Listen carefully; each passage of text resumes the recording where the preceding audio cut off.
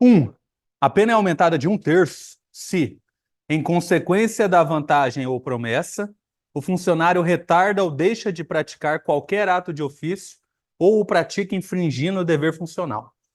Trata-se de causa de aumento de pena prevista para o crime de concussão, prevaricação, peculato ou corrupção passiva.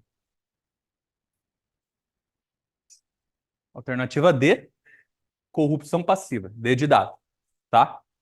Então, pessoal, esse espacinho aí, evidentemente, coloquei para a gente fazer algumas anotações importantes, né? Então, vocês podem explorem aí tudo que tiver de espaço branco para fazer as anotações necessárias, porque é nesse momento que a gente está rabiscando que fixa o conteúdo na cabeça, né?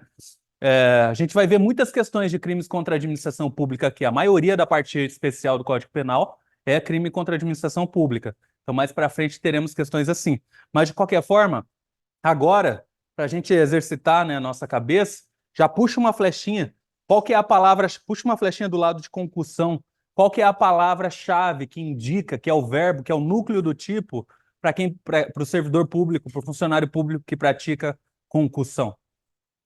É o exigir, tá? Só que toma cuidado, a gente vai ver mais para frente algumas questões que fala que o cara, por exemplo, para satisfazer o interesse pessoal, exigiu, ou seja, constou a palavra exigir ali, você desconsidera qualquer outro possível crime. O crime que vai constar vai ser exatamente o crime de concussão, porque a concussão é o crime em que o funcionário público exige vantagem indevida, beleza? Prevaricação. O que ela está relacionada geralmente? Qual que é o termo que é utilizado na prevaricação? Satisfazer interesse ou sentimento pessoal. Satisfazer interesse ou sentimento pessoal. E aí entra esse cuidado que eu acabei de falar com vocês. Tem questões com pegadinhas nesse sentido aqui. Eu acho que não deu tempo de vocês chegarem. Mas está falando, por exemplo, que o funcionário de determinada vara do trabalho, para satisfazer o interesse pessoal de comprar um iPhone, exigiu de determinada pessoa. Olha a pegadinha. Esse satisfazer interesse pessoal tem que ser uma satisfação de interesse pessoal pura e simples. Não pode ter a exigência de nenhum valor financeiro depois. Então, pessoal, de novo, ressaltando essa situação, caiu exigir, a palavra exigir na prova de vocês, a gente está falando do crime de concussão. Beleza? E peculato seria aquelas situações de desvio ou apropriação ou subtração de valores ou bens pertencentes à administração pública ou que você teve acesso por conta, né, da sua função, da função que você exerce. Então pense em peculato, a grosso modo ali, como furto do funcionário público, né? E a corrupção passiva, que é o nosso gabarito aqui, tem como núcleo do tipo, né, como verbo, solicitar. Então, enquanto na concussão o funcionário público exige vantagem indevida, aqui na corrupção passiva o funcionário solicita vantagem indevida. Tem outra forma do funcionário praticar corrupção passiva, que é como? Ou ele solicita, ou seja, nessa situação ele toma atitude, ele é o cara que chega e fala e propõe, né, a vantagem indevida, mas ele pode praticar também na situação de, no verbo receber. Ou seja, quando tem uma corrupção ativa antes do particular, artigo 333, corrupção ativa, o particular ofertando uma vantagem indevida, o funcionário público pratica o crime de corrupção passiva na modalidade receber, tá? Não é o foco da questão agora, essas definições, mas eu já estou explicando isso para vocês relembrarem o conteúdo e já facilitar a análise das próximas questões, beleza? Mas letra 1, número 1, letra D, gabarito. 2 está de boa, então, ó. An- Oi? Então. Então, Antônia, servidora pública federal, exigiu para si, em razão da função, vantagem indevida. Pode-se afirmar que a servidora cometeu o crime de concussão. Tranquilaça essa questão. Exigiu concussão. 3. Tício, servidor público, retira-se da repartição onde trabalha sem perceber que deixou aberta a gaveta com os valores arrecadados por ele.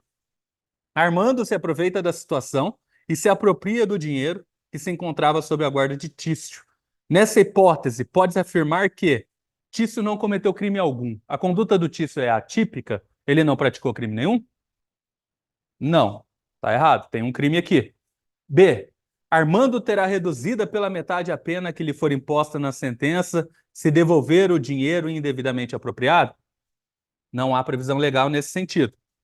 Armando cometeu o crime de excesso de exação, sendo-lhe aplicada a causa de aumento de pena se o dinheiro tiver sido desviado em proveito próprio? Não. Alguém lembra o que é excesso de exação? Excesso de exação também tem como núcleo do tipo exigir, mas está relacionado a tributo. Então, o excesso de exação é aquele crime quando, geralmente, quando eu dei essa aula, eu falei, quando o funcionário da Receita Estadual, por exemplo, ele exige um tributo que sabe ser indevido. Ou tem uma outra forma de praticar excesso de exação. Quando é devido o tributo, ele emprega na cobrança meio vexatório. Lembra que eu falei, até fiz a ligação, eu falei, e aí, seu arrombado, você está devendo IPVA aqui e tal. Essas situações, então, configuram excesso de exação.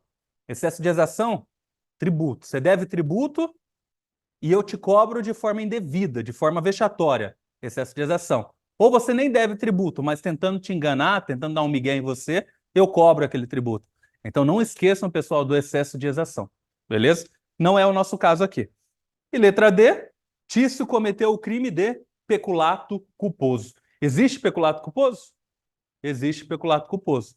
Então, o cara dormiu no ponto ali. O exemplo, quando eu falei de peculato culposo, eu falei do guarda, né? Do guarda do fórum ali, por exemplo, do segurança tal, que dorme e aí acaba acontecendo uma subtração de algum pertence ali. É uma situação de peculato culposo. Tá bom? Existe furto culposo? Por que que eu estou explicando isso? A gente tem o costume de pensar que o peculato é o furto do funcionário público. Eu mesmo utilizei essa expressão agora há pouco. Existe furto culposo? Furto não, mas peculato culposo existe. Beleza? Então, número 3, letra D. Acertou 100% ainda, já, hein, professor? Tô 100% ainda. Todo mundo acertou os três, né? Você já errou uma já, mano? Ô, louco. Não, hã? Ah, aí vocês me decepcionam, hein, velho? 4, vamos lá. No que se refere aos crimes praticados por funcionário público contra a administração pública em geral, analise o item a seguir. Aquele que patrocina, direto ou indiretamente, interesse privado perante concessionária de serviço público, valendo-se da qualidade de funcionário, comete o crime de advocacia pública, certo ou errado? Errado. Qual que é o erro aqui, pessoal? Qual que é o nome do crime que ele pratica? Não lembra? Ninguém lembra desse crime? A gente chegou a ver ele. Advocacia administrativa. Então, essa definição é de quem pratica advocacia administrativa, não advocacia pública. Então, existe um crime chamado advocacia administrativa, que é exatamente aquele que patrocina direto ou indiretamente interesse privado. Então, você trabalha lá no INSS, por exemplo, e vai lá e mexe os pauzinhos ali para conseguir uma aposentadoria. Então, situações ali de você utilizar da repartição pública que você trabalha exatamente o seu benefício. Isso pode configurar o crime de advocacia administrativa, não advocacia pública como está aqui. Então, o erro está na palavra pública. O resto está certo. Então, esse é falso. Nós estamos procurando. Depois. Advocacia administrativa. Advocacia pública não existe. O crime é advocacia administrativa. E aí, na alternativa, está pública. Então, o erro está aí. Beleza? 2. Não é considerado crime a conduta do agente que se apropria de dinheiro recebido de outrem no exercício do cargo, mesmo que decorrente do erro de particular. É crime? Qual que é o crime? Se apropriar ali de valor que veio de erro de outra pessoa. Qual que é o crime? Peculato. Quando a gente estudou o peculato, pessoal, nós vimos que ele se divide em várias modalidades. Então, nós temos o peculato furto, que é a subtração. Tem o peculato desvio, que é a subtração parcial, só desvia uma parte. Tem o peculato culposo, tem o peculato mediante erro de outrem, que é esse caso. Então, é peculato mediante erro de outrem. Tá bom? Então, é falsa também. Ocorre a concussão quando o agente exige a vantagem indevida, mesmo antes de assumir a função, mas desde que seja em razão dela, tá certo? Ó, cuidado que essa pegadinha é muito comum, tá certo aqui, tá? Essa pegadinha é muito comum. Eles vão lá e falam que o servidor tá de férias ou que o servidor nem não assumiu a função ainda, tá? Então, mesmo que esteja, mesmo antes de assumir a função, se ele for lá e exigir uma vantagem indevida em razão da função, ó, me passa tal coisa aí que na semana que vem eu tô na rua já. Passei no concurso, semana que vem eu começo as atividades, então já me passa. Não está nem em atividade ainda, mas já está exigindo em razão dela. Então, configura o crime de concussão, configura os crimes da administração pública. Essa é uma característica geral aí dos crimes contra a administração pública. O cara não precisa estar em exercício. Ele não precisa ainda estar em exercício. Então, por isso, muitas questões vão falar que ele está de férias, que ele está de licença, não interessa. O importante é em razão da função que ele exerce. Beleza? Então a 3 isso seria. É. Então, assim, você passou num concurso, aí você fala, ó, semana que vem eu tô trampando. Você utilizou do cargo que você certamente vai executar, utilizou da função ali, né, para exigir esse valor, é concussão. Tá bom? Assim como seria corrupção se você só solicitasse e tal. Então, ó, 1 falsa, 2 falsa, 3 verdadeira. Então, está correto que se afirma em B. 3 apenas. Se tiver dúvida, pessoal, pode perguntar, hein? V.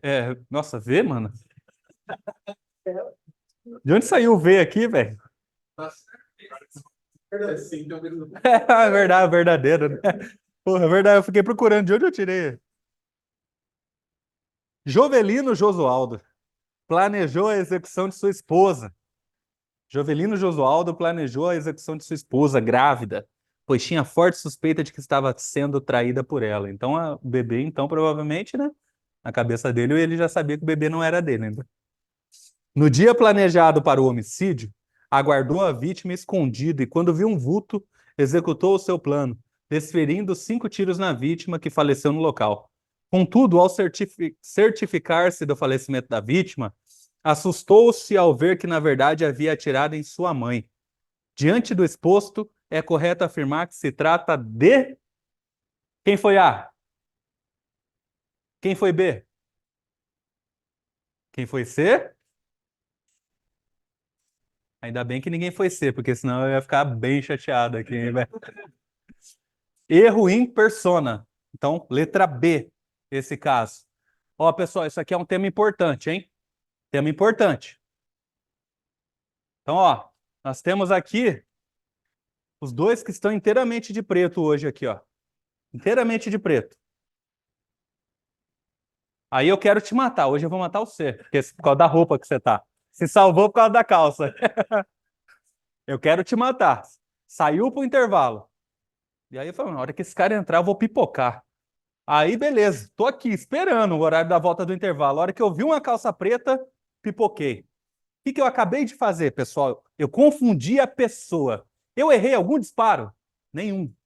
O meu disparo, então, ó, no erro em persona, o disparo é perfeito. Não há erro na execução, senão seria erro de execução. Então, eu errei a pessoa, eu confundi a pessoa. Então, isso é erro em persona. Foi isso que esse jumento aqui, o Jovelino Josualdo, fez. Ele queria matar a esposa grávida, de boa, até aí tudo bem. Aí ele matou a mãe. E aí ele vai lá e mata a mãe. Então, pessoal, agora o outro exemplo. Estou aqui, mirando você. Eu, retardado do jeito que eu sou, não entendo nada de arma, efetuo o disparo e acerto você. Ou acerto qualquer outra pessoa. Aí aqui, então, qual que é o nome? Aberratio ictus, que pode cair na tua prova como erro de execução. Aberratio ictus e erro de execução são sinônimos. Então perceba, os dois são modalidades de erro de tipo acidental. A gente estudou todos os erros de tipos acidentais. Os dois são. Só que no erro em persona, a execução é perfeita, eu confundo a pessoa. no aberratio ictus a execução é equivocada. E é comum cair na tua prova falando que quem pratica erro em persona, não foi o caso, mas quem pratica o erro em persona é atirador de elite, por exemplo, ou seja, é alguém que não erraria o tiro. É um cara bom de tiro, é um cara que entende. Por outro lado, é comum cair na prova, quando o assunto é aberratio ictus, falando que o desastrado, o ruim de mira, são expressões que indicam aberratio ictus. Tá bom? Então, confundiu a pessoa, erro em persona, vocês acertaram, tá filé. Ó, a letra E traz o aberratio criminis, que tem como sinônimo tem como sinônimo aberratio delicti, por quê? Na teoria adotada pelo direito penal brasileiro, crime e delito é sinônimo. Então pode cair tanto o aberratio criminis como o aberratio delicti. O que é isso? É aquele resultado diverso do pretendido que eu passei na aula. Esse aberratio criminis é aquela situação em que o sujeito não erra a pessoa, ele erra o tipo de crime, o bem jurídico. Então é o exemplo do cara que quer quebrar a vidraça e ele taca a pedra. A pedra passa no vão da vidraça e mata alguém aqui dentro. Então isso é um aberratio criminis, porque ele queria praticar um dano a patrimônio e praticou um homicídio. Perceba a diferença. Aqui eu tô vida, aberratio ictus, que é erro na execução, e erro em persona, eu tô vida contra vida. Quero matar uma pessoa, matei outra. É vida e vida. Ali era dano e foi para vida. Desculpa, era patrimônio e veio para vida. Então, o aberratio criminis está relacionado a isso, a outro bem jurídico que foi atingido. Então, o aberratio criminis, que está na alternativa E, pessoal, pode vir na tua prova como criminis, como delicti, aberratio delicti, ou pode vir com o nome português mesmo, que é resultado diverso do pretendido. Esse nome cai bastante também. Se falar o resultado diverso do pretendido, a gente está falando de aberratio criminis. Beleza? Filé? Vamos para 6. Aí, eu já misturei um processo aqui para nós. Então, ó, a respeito da prisão em flagrante, da prisão preventiva e da prisão temporária, assinale a alternativa incorreta. Isso eu não preciso nem falar, né, pessoal? Para vocês terem muito cuidado com correta e incorreta, né? Então, tem banca ali que coloca o incorreto e correto em caixa alta, né? Tipo, ó, mano, presta atenção, velho. Mas nem todas. Nem todas. Eu sinceramente, agora eu não sei como que é a OCP em relação a isso. Mas você tem que ver incorreta e correta. Se atente ao enunciado. Então, a 6 está pedindo incorreta, hein? Em qualquer fase da investigação policial ou do processo penal, caberá a prisão preventiva decretada pelo juiz, a requerimento do Ministério Público, do querelante ou do assistente, ou por representação da autoridade policial. Tá certo? Tá certinho, pessoal. Aqui tem uma observação importante que veio com o pacote anticrime. Então, por isso, esse dispositivo ele pode ser cobrado. Antes, o juiz poderia decretar de ofício. O que é decretação de ofício? Sem que o Ministério Público pedisse a prisão preventiva, o juiz poderia decretar quando era na ação penal. Hoje, pessoal, uma alteração importantíssima com a lei do pacote anticrime. Agora, para o juiz decretar a prisão, tem que ser a requerimento do Ministério Público ou se for ação penal pública, né, da vítima, ação penal privada da vítima. Então, cuidado, não vai ter prisão preventiva decretada de ofício, decretada pelo juiz, sem que o promotor de justiça tenha requerido. Então, essa é a alternativa A, ela está adequada ao texto atual do artigo 306, se não me engano, eu posso estar equivocado, eu não me lembro agora, mas está adequado ao pacote anticrime. Então, antes podia ter de ofício, agora não tem mais. Se cair na tua prova prisão preventiva de ofício, tá errado. De ofício significa né, sem a provocação. Tá errado. Então, assim, a A, verdadeiro. Só que a gente quer incorreto. O juiz poderá, de ofício ou a pedido das partes, revogar a prisão preventiva se, no correr da investigação ou do processo, verificar a falta de motivo para que ela subsista, bem como novamente decretá-la se sobrevierem razões que a justifiquem. Tá certo? Certinho. Ah, Alessandro, você acabou de falar que de ofício não rola? Aqui a gente tá falando de soltar, né, velho? Não rola de ofício a prisão. Então, o juiz não vai chegar sem o promotor de justiça chegar e falar, ô juiz, prende aí. O juiz não vai poder prender, porque não rola prisão preventiva de ofício. Mas aqui a gente está falando de revogação da prisão. Então, ó, o juiz pode prender de ofício? Não. O juiz pode revogar a prisão de ofício? Pode. Então, ó, prisão, não. Revogação, pode, de ofício. O que é de ofício mesmo? Sem a provocação das partes. Então, B está verdadeira também. Considera-se flagrante delito quem é encontrado logo depois com instrumentos, armas, objetos ou papéis que façam presumir ser ele autor da infração. Verdade? Hã? Considera-se em flagrante delito quem é encontrado logo depois com instrumentos, armas, objetos ou papéis que façam presumir ser ele autor da infração. Isso aqui tá certo. Ó, o artigo 300 tem. Nós temos lá no artigo 300. Considera-se em flagrante delito quem está cometendo ação penal. Flagrante próprio. Perfeito. Acaba de cometer infração penal. Flagrante próprio, imperfeito. É perseguido logo após. Não é perseguido que usa logo após. É perseguido logo após. É o cuidado que eu pedi para vocês terem na aula de flagrante. É perseguido logo após. Por quê? Vocês têm que relacionar a palavra perseguido com impróprio. Flagrante impróprio. É perseguido é flagrante impróprio. Por quê? Esse que a gente acabou de ler, qual que é o nome desse flagrante? Flagrante presumido. Então, pessoal, está cometendo a infração penal, flagrante próprio perfeito. Acaba de cometê-la, flagrante próprio imperfeito. É perseguido, flagrante impróprio. É encontrado em situação que faça presumir, flagrante presumido. Por que esse cuidado que a gente tem que ter em relação à diferença de flagrante impróprio e flagrante presumido? Porque nos dois, o inciso termina falando em situação que faça presumir. Então pode ter uma pegadinha ali. Por isso você tem que relacionar o é perseguido com o nome flagrante impróprio. E o é encontrado com o nome flagrante presumido. Beleza?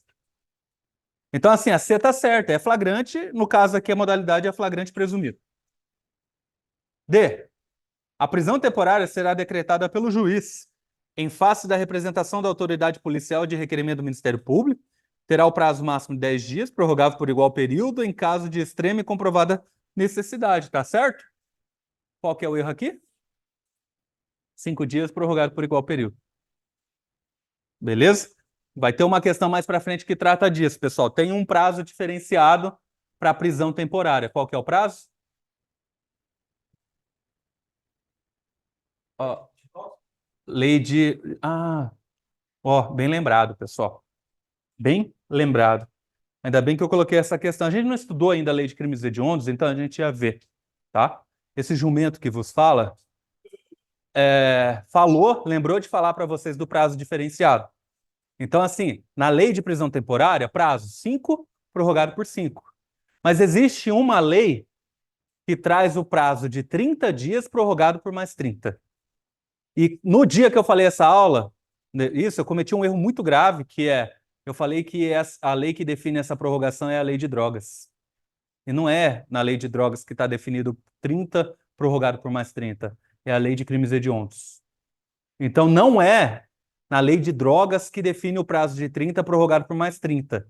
É a lei de crimes hediondos. Significa que prisão temporária em crime que não seja hediondo, prazo 5 prorrogado por 5. Prisão temporária em crime que é hediondo, prazo 30 prorrogado por 30. Aí você fala, Alessandro, mas tráfico de drogas eu sei que é 30 por 30. Por quê? Porque a lei de crimes hediondos coloca o tráfico como assemelhado, ou a outra palavra que é mais comum, equiparado a hediondo. Não só a lei de crimes hediondos, a Constituição trata. Então, por isso que o tráfico é. Mas outros crimes lá na lei de drogas têm esse prazo de prisão temporária de 30 mais 30? Não. Então, pessoal, falou em prazo de prisão temporária, 5 mais 5. Se for crime hediondo, 30 mais 30, porque é uma previsão contida na Lei dos Crimes Hediondos, 8.079 de 90. Beleza? A gente vai ter Lei dos Crimes Hediondos ainda, uma lei curtíssima, mas que tem uma importância lazarenta, principalmente que ela é mudada toda hora, toda vez os caras colocam os crimes hediondos lá, aí vão lá, os retardados colocam furto com uso de explosivo é hediondo e roubo não, com uso de explosivo não. É uma coisa que tem um projeto de lei definindo isso aí, está tentando corrigir, e na justificativa do projeto de lei você chega até a dar risada, porque os caras falam, ó, por um equívoco colocou o furto como crime hediondo e o roubo com uso de explosivo não. O que não faz o menor sentido, né? E que pode muito bem ser uma pegadinha. Se eu não me engano, caiu na Polícia Penal do Piauí aí na última prova. Por isso que eu lembrei de comentar aqui agora. Não, eu acho que foi outro concurso, um de 2022. Mas a gente vai tratar quando a gente falar de lei de crimes hediondos. Então, a alternativa D é a errada. Prisão temporária não é de 10, mas sim de 5 mais 5. Se estivesse falando, então, de crimes hediondos, 30 mais 30. E tá certinho, é exatamente o texto do artigo 310 do Código de Processo Penal. Após receber o auto de prisão em flagrante, no prazo máximo de 24 horas após a realização da prisão, o juiz deverá promover a audiência de custódia, então também está compatível com o pacote anticrime, com a presença do acusado, seu advogado constituído ou membro da Defensoria Pública e um membro do Ministério Público, e nessa audiência deverá, fundamentadamente. Então aqui, pessoal, vale a pena vocês marcarem quais são as 3 possíveis decisões que o juiz pode tomar após a audiência de custódia. Relaxar o flagrante, se for ilegal. Lembra, quando eu falo de relaxamento, eu estou falando de prisão ilegal. Então, relaxar a prisão ilegal é a primeira. 2, converter o flagrante em preventiva. Vai cair na tua prova que vai converter o flagrante em temporária. Não. A conversão que se tem é do flagrante em preventivo. E a terceira situação, 310, inciso 3, conceder liberdade provisória com ou sem fiança. Então, pessoal, falou de audiência de custódia e as 3 decisões que o juiz toma: relaxar a prisão ilegal, converter o flagrante em preventiva ou conceder liberdade provisória com ou sem fiança, do jeito que está aqui na alternativa E. Beleza? Então, o número 6, letra D, foi o nosso gabarito. No que diz respeito ao concurso de pessoas e às expressas regras do Código Penal, aqui eu estou falando, velho, da nossa 3ª ou 4ª aula, lá atrás. Eu não aguento mais ver os 6. E aí eu estou falando de aula lá no começo para vocês, né, relembrar mesmo. Ó. No que diz respeito ao concurso de pessoas e às expressas regras do Código Penal, marque a alternativa correta. Não se comunicam as circunstâncias e as condições de caráter pessoal, salvo quando elementares do crime, tá certo? Eu não sei quantas vezes eu falei esse artigo aqui em sala de aula.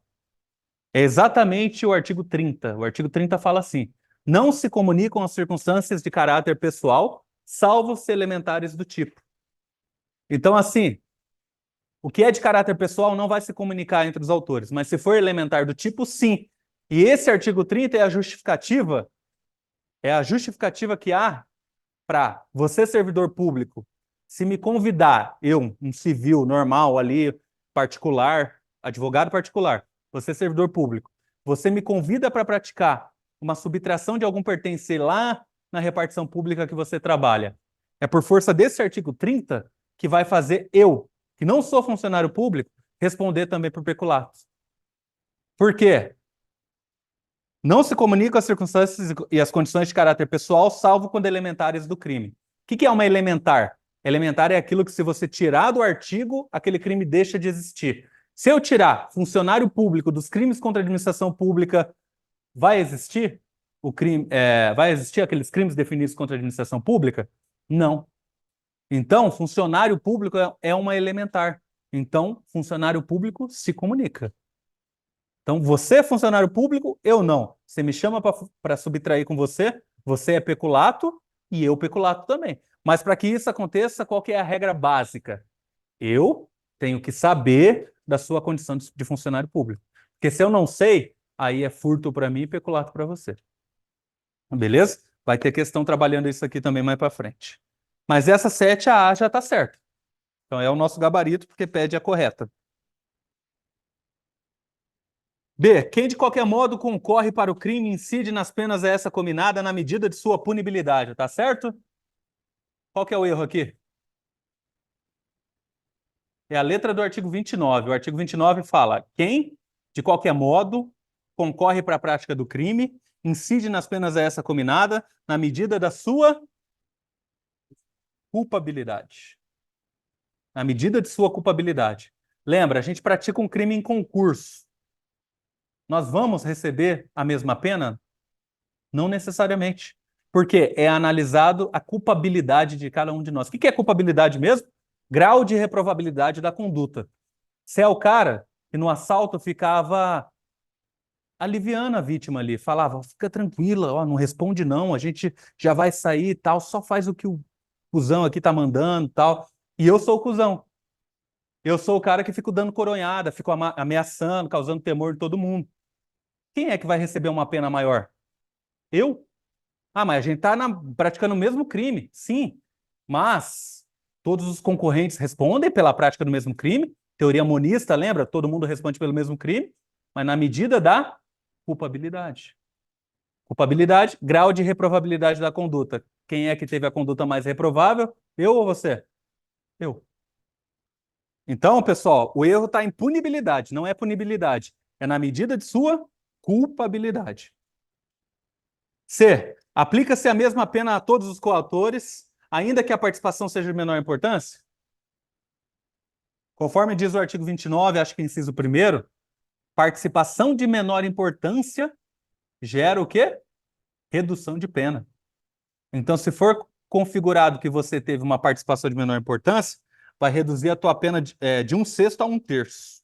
1/6 a 1/3 é o que diz o artigo 29, parágrafo 1º. O D tem o mesmo erro da B, né? Quem, de qualquer modo, concorre para a prática do crime, incide nas penas essa combinada na medida de sua voluntariedade, não existe essa palavra, é culpabilidade.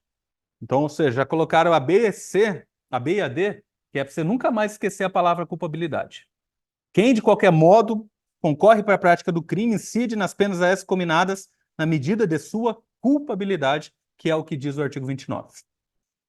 E, mesmo que o crime sequer seja tentado, o ajuste, a determinação ou a instigação e o auxílio sempre serão puníveis?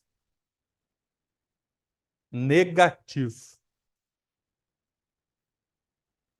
Lembra do iter criminis, do caminho percorrido pelo crime. Cogitação é o primeiro. Eu posso pensar à vontade em matar qualquer pessoa. Posso pensar, estou cogitando. Vou ser punido pela cogitação? Não. Preparação, que é a próxima etapa. Eu posso me preparar à vontade para matar aquela pessoa. Posso cavar o buraco, posso comprar o saco que eu vou esconder o corpo dela, posso comprar a faca top ali que eu vou picotar ela para caber no saco certinho. Posso me preparar tudo isso, tudo. Mas se eu não iniciar a terceira etapa do iter criminis, que é o quê? Execução, eu não vou ser punido. Aí beleza, beleza. Iniciei a execução e consegui praticar o crime, eu respondo pelo crime consumado.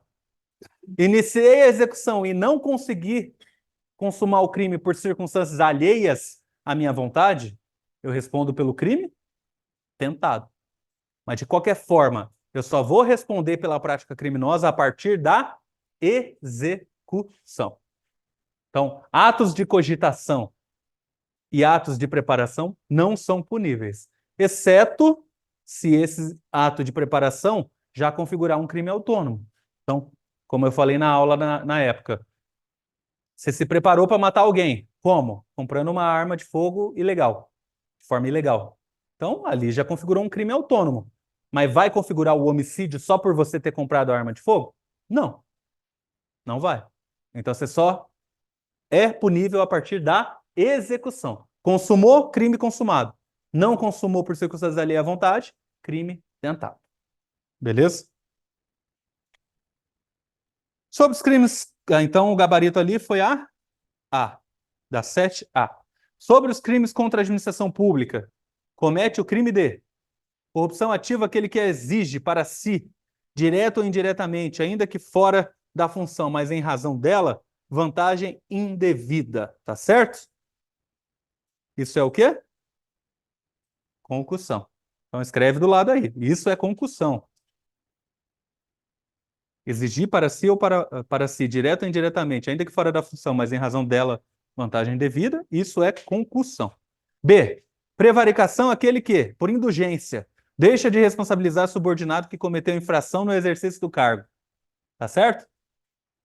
Certo? Isso é condescendência criminosa. A gente leu esse crime também.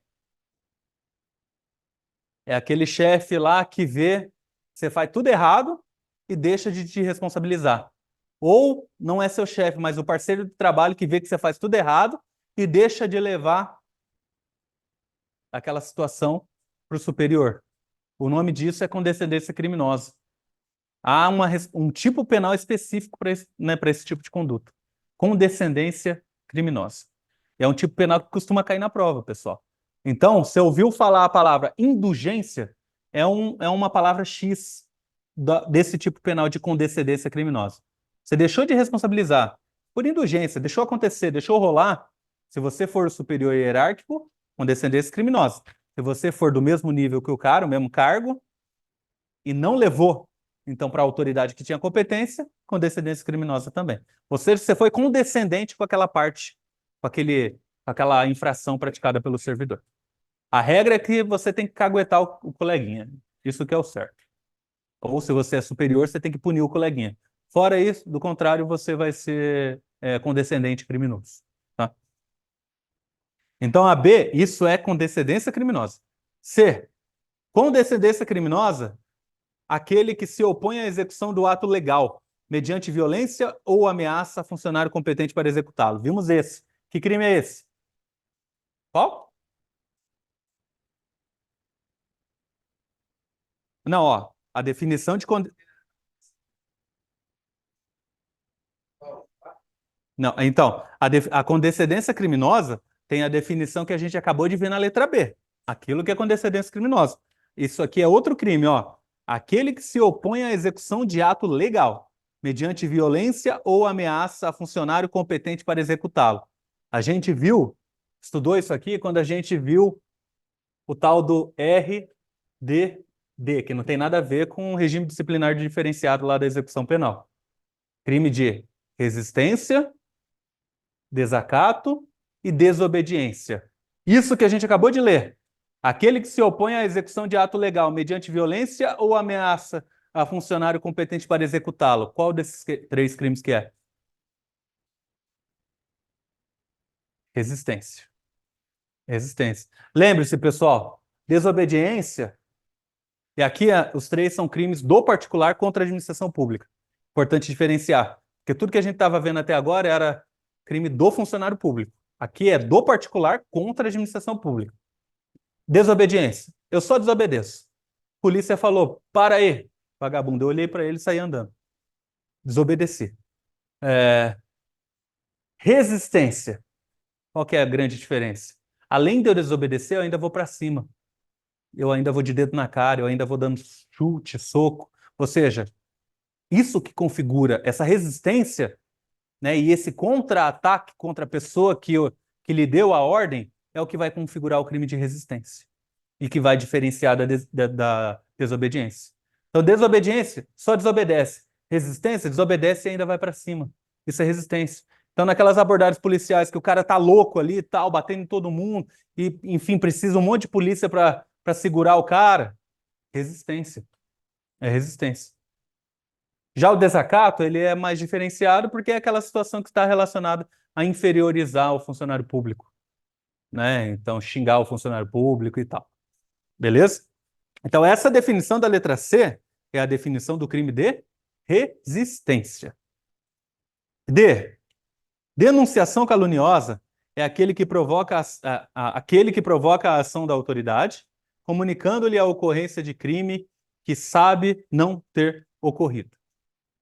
Pessoal, denunciação caluniosa é uma conduta que nós não vimos durante as aulas. Então, eu vou usar isso aqui para deixar bem claro. Denunciação caluniosa, ela pode cair na tua prova tentando te confundir com um crime que, na verdade, é o crime que tem essa definição, que é comunicação falsa de crime.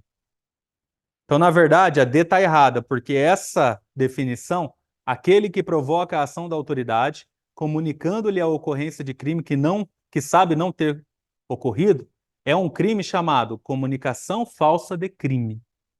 Então, se na tua prova fala uma situação de provocar a ação da autoridade comunicando a ocorrência de crime que sabe não ter ocorrido, o nome já fala, comunicando a ocorrência de crime que sabe não ter ocorrido. Liga já direto, qual que é o crime? Comunicação falsa de crime. Agora, se a tua prova cair expressão como, anota lá no quadrinho importante, né? Como instauração de inquérito, ou seja, você provocar a instauração de inquérito ou de processo. Você sabe que não aconteceu, mas você provoca a instauração de inquérito ou de processo. Esse sim é denunciação caluniosa. Então perceba, eu comunicar um crime que eu sei que não ocorreu é um crime. Comunicação falsa de crime. Agora, instaurou inquérito policial, instaurou processo penal, ou seja, uma situação que foi para frente, aquilo ela meio que se converte para denunciação caluniosa, que tem a pena bem maior. Inclusive, a comunicação falsa de crime, ela é apenada com detenção. Já a denunciação caluniosa, ela é apenada com reclusão, ou seja, é mais grave. Beleza? Então, ó, denunciação caluniosa tem que ter a instauração de processo, de ação, de inquérito, de processo. Inclusive, teve uma alteração, salvo engano, em 2023 ou 22, que colocou também instauração de processo de improbidade administrativa, não tinha antes. Incluíram até improbidade administrativa. Ou seja, instaurou qualquer tipo de processo de qualquer área contra o sujeito, que você foi lá e falou que ele fez alguma coisa, só que ele não fez, denunciação caluniosa. Agora, se a questão parar só na falsa comunicação de crime, não falou mais nada de instauração de qualquer coisa, aí a gente está no crime mais leve, que é comunicação falsa de crime ou de contravenção penal. Beleza? Então a D está errada. E pratica o crime de peculato, aquele que se apropria de dinheiro, valor ou qualquer outro bem móvel, público ou particular, de que tenha posse em razão do cargo, em proveito próprio ou alheio? Certinho. Então essa é a definição do crime de peculato.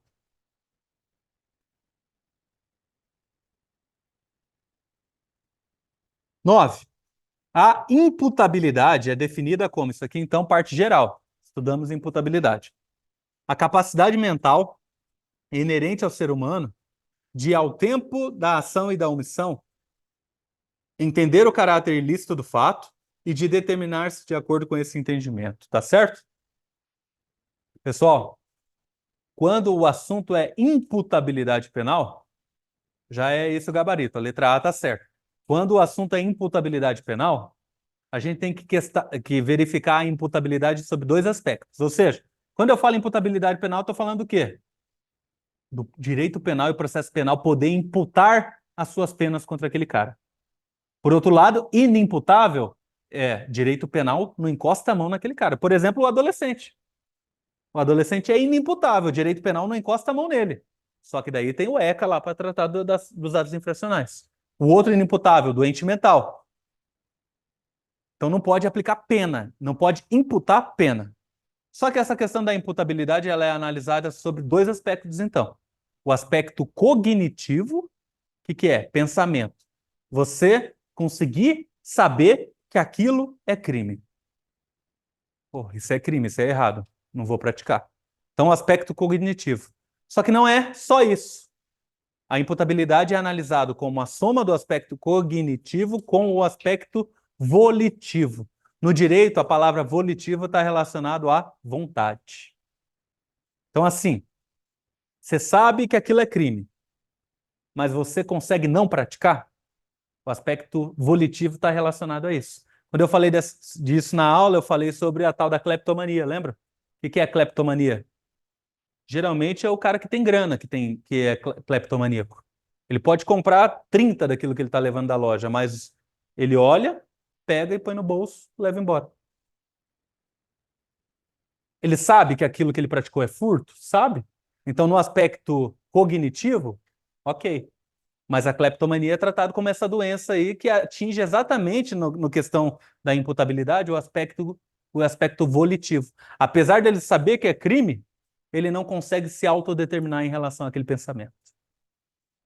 Até mencionei sobre a pedofilia nessa aula também e tal, mas pedofilia, pedofilia não é crime, pessoal, tá? Quem cair na tua prova, pedofilia é crime. Não é. Pedofilia é o desvio comportamental do sujeito que faz ele praticar crimes.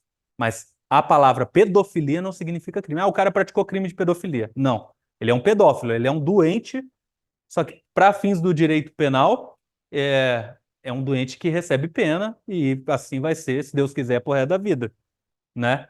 Mas se a gente fosse considerar essa questão do aspecto volitivo, da questão da vontade, eu acho que eu mencionei isso na aula. Existe um grupo de pessoas, né, que gosta aí de, de pessoas não formadas fisicamente ainda, que são os pedófilos, que uma vez eu vi uma frase muito marcante que o cara colocou, né, anônimo, lógico, ele não vai se identificar, ó, sou pedófilo e tal, mas ele colocou, assim como os homossexuais lutaram por seus direitos e conseguiram, nós também lutaremos e vamos conseguir. Ou seja, eles defendem o direito deles de ter atração sexual por pessoas que não têm a formação física completa ainda. Então é uma doença, velho. Só que a gente chegar e falar, mano, você é doente, é a mesma coisa a gente chegar e falar, você não merece receber pena, porque o direito penal fala que doente não pode receber pena. Então, olha como é perigoso a gente falar que o cara é doente. Mas, para todos os efeitos, a pedofilia é tratada como uma doença. Mas, né, o direito penal tem o bom senso de não tratar esse tipo de pessoa como inimputável, né? Então, pessoal, 9A. Quem consegue me dar a definição da B, ó? A contrariedade entre o fato típico praticado por alguém e o ordenamento jurídico, capaz de lesionar ou expor a perigo de lesão bens jurídicos penalmente protegidos. Essa é a definição do quê? Contrariedade entre o fato típico praticado por alguém e o ordenamento jurídico. Ordenamento jurídico espera que você pratique de um jeito e você faz de outro jeito. Essa é a definição de ilicitude. Então, essa é a definição da palavra ilicitude ou antijuridicidade. Lembra quando eu fiz várias vezes aquela coluna, o crime é uma conduta típica, antijurídica e culpável. Na antijurídica eu defini lá como o quê? Contrariedade com o ordenamento jurídico. Eu ainda coloquei lá. É como se o direito penal chegasse e falasse, ó, não pode fazer isso. Tá? Vamos para 10 já. Resto aqui. Ah, não, a C. A C também é interessante, ó. A reprovabilidade ou o juízo de censura que incide sobre a formação e a exteriorização da vontade do responsável pela conduta criminosa. Isso aqui é a definição do quê? Reprovabilidade da conduta, é a culpabilidade. Então a B trouxe, na verdade, a definição de ilicitude, não de imputabilidade. E a C trouxe a definição de culpabilidade, não de imputabilidade. Vamos para 10. De acordo com o que estabelece o Código Penal, não há crime quando o agente pratica o fato no exercício regular do direito? Certo? Quem marcou certo? Não deu tempo para você chegar, né? Certo? Tá certo isso aqui? Não há crime quando o agente pratica o fato no exercício regular de direito? Tá certo. Exercício regular de direito é o quê? É uma excludente de ilicitude. Então, artigo 23. Não há crime quando estado de necessidade, legítima defesa, estrito cumprimento do dever legal e exercício regular de um direito. São as famosas causas excludentes de ilicitude. Então, não há crime. Por quê? O direito penal brasileiro fala que crime é conduta típica, antijurídica e culpável. Então, se há algo que retira a ilicitude, não há crime, porque a nossa teoria é tripartida, precisa ter a soma das três. Então, a letra 10 já é a número 10 já é a. Não há crime quando... Beleza? Qual que é o erro da B? Entende-se em legítima defesa quem pratica o fato para salvar de perigo atual e não provocou por sua vontade nem podia de outro modo evitar. Hã? Essa é a definição de estado de necessidade. Então, ó, entende-se em legítima defesa quem pratica o fato para salvar de perigo atual. Não. Entende-se em estado de necessidade quem pratica o fato para salvar de perigo atual que não provocou por sua vontade nem podia de outro modo evitar. Estado de necessidade. É possível a invocação de estado de necessidade mesmo para aquele que tinha o dever legal de enfrentar o perigo? Não. Pelo contrário, quem tem o dever legal de enfrentar. Isso cai em prova, hein, pessoal? Quem tem o dever legal de enfrentar o perigo não pode invocar estado de necessidade. Beleza? D. É plenamente possível a compensação de culpas? Nada a ver. Isso aqui é.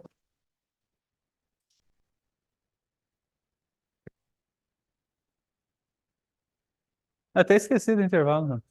Consegui. Hã? Ana? Vamos lá, então. Intervalinho.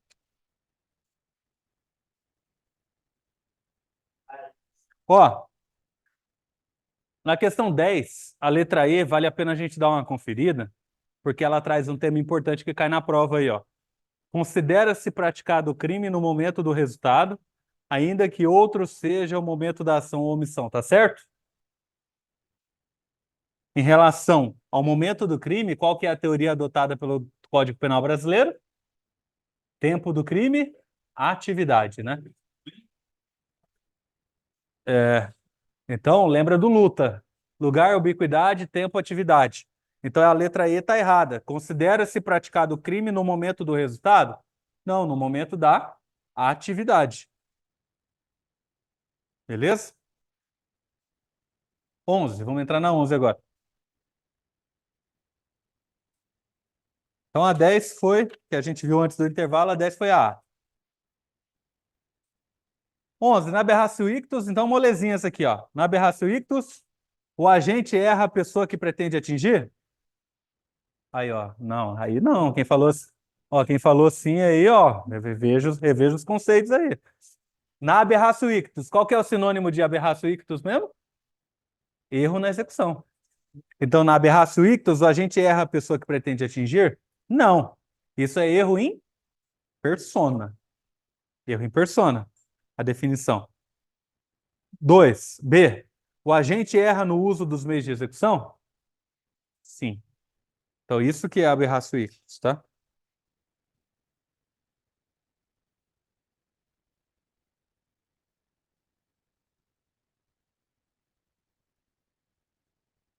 12. Mauro e seu pai, Dário, são inimigos capitais. Direito penal gosta desses negócios de fazer os familiares serem inimigos, né? Mauro e seu pai, Dário, são inimigos capitais. Em uma determinada noite, Mauro percebeu Dário desatento no interior de um bar e decidiu tirar-lhe a vida. Para tanto, contra ele disparou 2 vezes sua pistola. Os 2 disparos passaram próximo a Dário, sem atingi-lo, e acabaram por se alojar na cabeça de Marta, que faleceu imediatamente. É correto afirmar que Mauro responderá criminalmente por tentativa de homicídio doloso, com agravante em concurso formal com homicídio doloso consumado e simples? Não. A gente tem, ó, veja bem, uma pessoa intacta, que era o alvo, e uma pessoa morta, que não era o alvo. Isso é aberratio ictus, porque foi um erro na execução. A questão deixa bem claro que não houve confusão da pessoa, mas sim um erro de mira. Tá? Homicídio doloso consumado com causa de aumento de pena? Se alguém podia confundir, era com essa, mas tá errado. A B não é. Homicídio doloso consumado com agravante? Ocorreu aberratio ictus? Esse é o nosso gabarito, tá? Então, pessoal, por que que tem agravante? Porque lá no artigo 61, que traz as causas agravantes, uma das agravantes é praticar o crime contra ascendente. Ah, mas não foi o pai que morreu? Não foi. Você deve considerar o quê? As circunstâncias pessoais da pessoa visada. Então, não, é homicídio doloso consumado. Ó, veja bem, queria matar meu pai. Errei, matei uma pessoa que não é meu pai. O nome disso, aberratio ictus, porque eu sou ruim de mira, errei meu pai e matei uma pessoa que não era meu pai.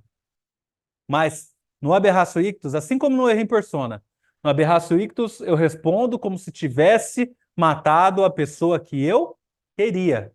Se eu tivesse matado meu pai, se eu tivesse atingido ele, lá no artigo 61 tem agravante.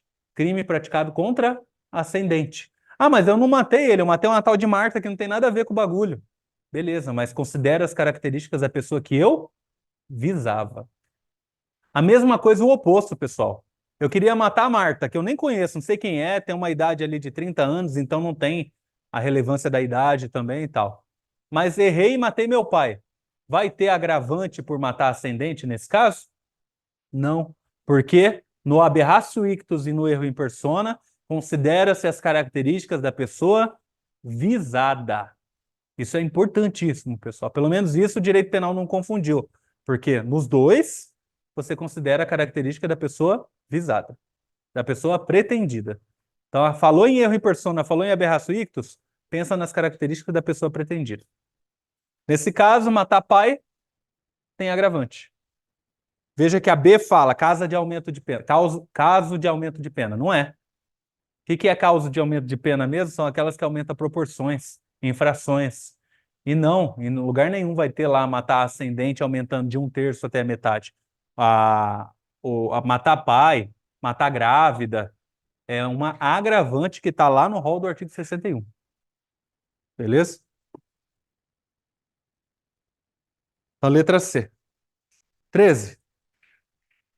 A diferença entre erro sobre elementos do tipo e o erro sobre a ilicitude do fato reside na circunstância de que o erro de tipo exclui a culpabilidade, o de fato a imputabilidade. Tá certo? O que o erro de tipo exclui? Tipicidade. E o que o erro de fato? O erro de fato aqui seria um sinônimo ali de erro de proibição, por exemplo. Exclui a culpabilidade, né? B. O erro de tipo exclui o dolo, o de fato a culpabilidade, tá certo? Tá certo. É o gabarito. Então, ó, erro de tipo exclui o dolo. Sempre. Permite a punição por culpa quando prevista a modalidade culposa. Erro de tipo. O erro de proibição, que tem como sinônimo o erro da ilicitude do fato, exclui a culpabilidade, porque lá na terceira coluna nós temos a potencial consciência da ilicitude. Se o agente não tem potencial consciência da ilicitude, exclui a culpabilidade. Tá? Então, o gabarito da 13 é a B. 14. De acordo com o que dispõe o Código Penal, acerca dos crimes contra a vida e a integridade física, considere: induzir ou instigar alguém a suicidar-se ou prestar-lhe auxílio para que o faça, somente será crime, em tese, se o suicídio se consumar ou ainda se da tentativa de suicídio resulta lesão corporal de natureza grave, tá certo? Até antes de 2019, era exatamente essa a alternativa correta. Lembra daquela pegadinha que tinha com induzimento, instigação, auxílio ao suicídio, de que o cara tinha que sofrer pelo menos lesão corporal grave? Aí o enunciado falava que ele bateu num toldo e amorteceu a queda e teve pequenas escoriações e tal. Agora, como a gente estudou, a partir de 2019, induzimento, instigação e auxílio ao suicídio e à automutilação. Então veio a questão da automutilação também. E agora não precisa ter lesão. Simples fato de eu induzir, instigar ou prestar auxílio já é uma conduta típica. Então tá errado isso aqui. Se o agente comete o crime, se o agente comete o crime de homicídio, impelido por motivo de relevante valor social ou moral, ou sob o domínio de violenta emoção, logo em seguida a injusta provocação da vítima, o juiz poderá deixar de aplicar a pena se as consequências da infração atingirem o próprio agente de forma tão grave que a sanção penal se torna desnecessária, tá certo? Mano, vocês caíram nessa mesmo? Erraram. Ó, veja bem, ele misturou dois institutos. Se o agente comete o crime de homicídio, impelido por motivo de relevante valor social ou moral, ou sob o domínio de violenta emoção, logo em seguida a injusta provocação da vítima. Qual que é o nome desse instituto mesmo? É o homicídio? Homicídio privilegiado. Qual que é a consequência para um homicídio privilegiado? O que é uma privilegiadora? Diminuição de pena. O juiz diminui numa proporção. Então, pessoal, homicídio privilegiado é causa de diminuição de pena. Isso aqui que colocou no final, ó. O juiz poderá deixar de aplicar a pena se as consequências da infração atingirem o próprio agente de forma tão grave que a sanção penal se torne desnecessária. Qual que é o nome disso? Perdão judicial. E perdão judicial é aplicado, pode ser aplicado em qual tipo de homicídio? Homicídio culposo. É aquele exemplo que em sala de aula eu falei que o pai vai tirar o filho o carro da garagem e passa com o pneu em cima da cabeça do moleque. Isso é homicídio culposo. As consequências da infração já não são graves? Já. O juiz pode aplicar perdão judicial. Então aqui, pessoal, fique bem claro, ó. Homicídio privilegiado, a privilegiadora reduz a pena, mas não vai aplicar perdão judicial para o cara. Ele praticar o crime sob o domínio de violenta emoção, relevante valor social ou moral, não vai isentá-lo de pena. Vai aplicar a pena reduzida. Homicídio privilegiado. Agora, no homicídio culposo, existe a possibilidade de perdão judicial. A infração já causou uma dor muito grande. Culposo. Ele foi negligente, imprudente e causou um crime, praticou um crime, mas aquilo que ele praticou já serviu para punir. Então, o direito penal já não se mostra mais necessário estar presente. O nome disso é perdão judicial, que é aplicado só no homicídio culposo. Homicídio e lesão corporal culposa também cabe, tá? Ao perdão judicial. Mas culposo, não privilegiado. Então tá falso isso aí. 3. É qualificado o homicídio se cometido para assegurar a execução, a ocultação, a impunidade ou vantagem de outro crime? Verdade. É uma hipótese de qualificadora do homicídio, está lá no parágrafo 2º do 121. Não se pune o aborto praticado por médico se não há outro meio para salvar a vida da gestante? Verdade. É o aborto necessário. Nós temos 3 tipos de aborto permitido. Aborto necessário, que é para salvar a vítima da gestante, aborto resultante de estupro, e o Código Penal não teve tempo ainda, porque a alteração faz pouco tempo, foi em 2011, mas tem uma terceira hipótese prevista, que foi pacificada pelo STF, que é o aborto de anencéfalo. Então, são 3 hipóteses de aborto permitido. Sempre que for praticado por médico. E cuidado que essa é a grande pegadinha do tema. Eles vão colocar que a gestante pode se autoabortar para salvar-se de perigo e tal. Não. Esses abortos permitidos são abortos praticados por médico, nessas 3 hipóteses. E 5. Provocar aborto em si mesmo é tipificado na lei como crime de infanticídio? Não. O provocar aborto é aborto. Então, provocar aborto em si mesma é tipificado na lei como o autoaborto. Lembra que tem uma modalidade no artigo 124? É uma das espécies de aborto. Então, está correto que se afirma apenas em C, 3 e 4. Infanticídio é matar, sob a influência do estado corporal, o próprio filho durante o parto ou logo após. Ou seja, o aborto é o único dos crimes contra a vida que tutela o bem jurídico vida intrauterina. O aborto é o único crime contra a vida que tutela a vida, crime contra a vida que tutela a vida intrauterina, ou seja, dentro do útero. Homicídio, induzimento, instigação de auxílio ao suicídio e infanticídio tutela a vida extrauterina. Ah, mas o infanticídio durante o parto ou logo após, mas já começou o processo de expelir o neném. Então não é mais intrauterino. Beleza? Letra C, isso mesmo. 15. Fulano, querendo matar Beltrano, efetua um disparo de revólver contra este, mas erra o alvo, vindo atingir Cicrano, ferindo este último levemente no braço. Nessa situação hipotética, conforme a legislação aplicável ao caso, Fulano deverá responder por. Então, olha como essas situações de erro na execução pode confundir. Fulano querendo matar Beltrano, dispara. Eu erro Beltrano. Fulano errou Beltrano e acertou o Cicrano, mas não matou o Cicrano. Então, nós temos a vítima pretendida ilesa e uma pessoa que foi atingida, lesionada. Então, beleza. Homicídio tentado contra Cicrano? Não. Homicídio tentado contra Beltrano? Sim. Alessandro, por que que não é lesão corporal contra o Cicrano ou lesão corporal culposa? Por causa da expressão querendo matar Beltrano.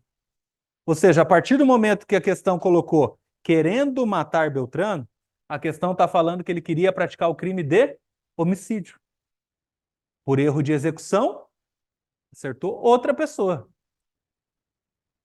Vai responder por tentativa de homicídio, considerando as características da pessoa que ele visava.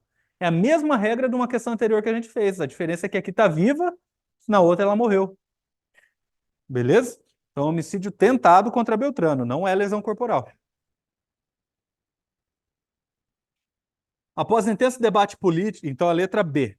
16. Após intenso debate político repleto de ofensas, Ana, 40 anos, e Maria, 30 anos, iniciam uma longa discussão. Ana, revoltada com o comportamento agressivo de Maria, arremessa uma faca em direção a esta com a intenção de causar sua morte. Ó, de novo, com a intenção de causar sua morte, ou seja, é homicídio. Aqui a gente está falando de homicídio. Mas a arma branca acaba por atingir Joana, criança de 13 anos. Ó, erraram aqui. Criança de 13 anos é adolescente. Ser enunciado está errado.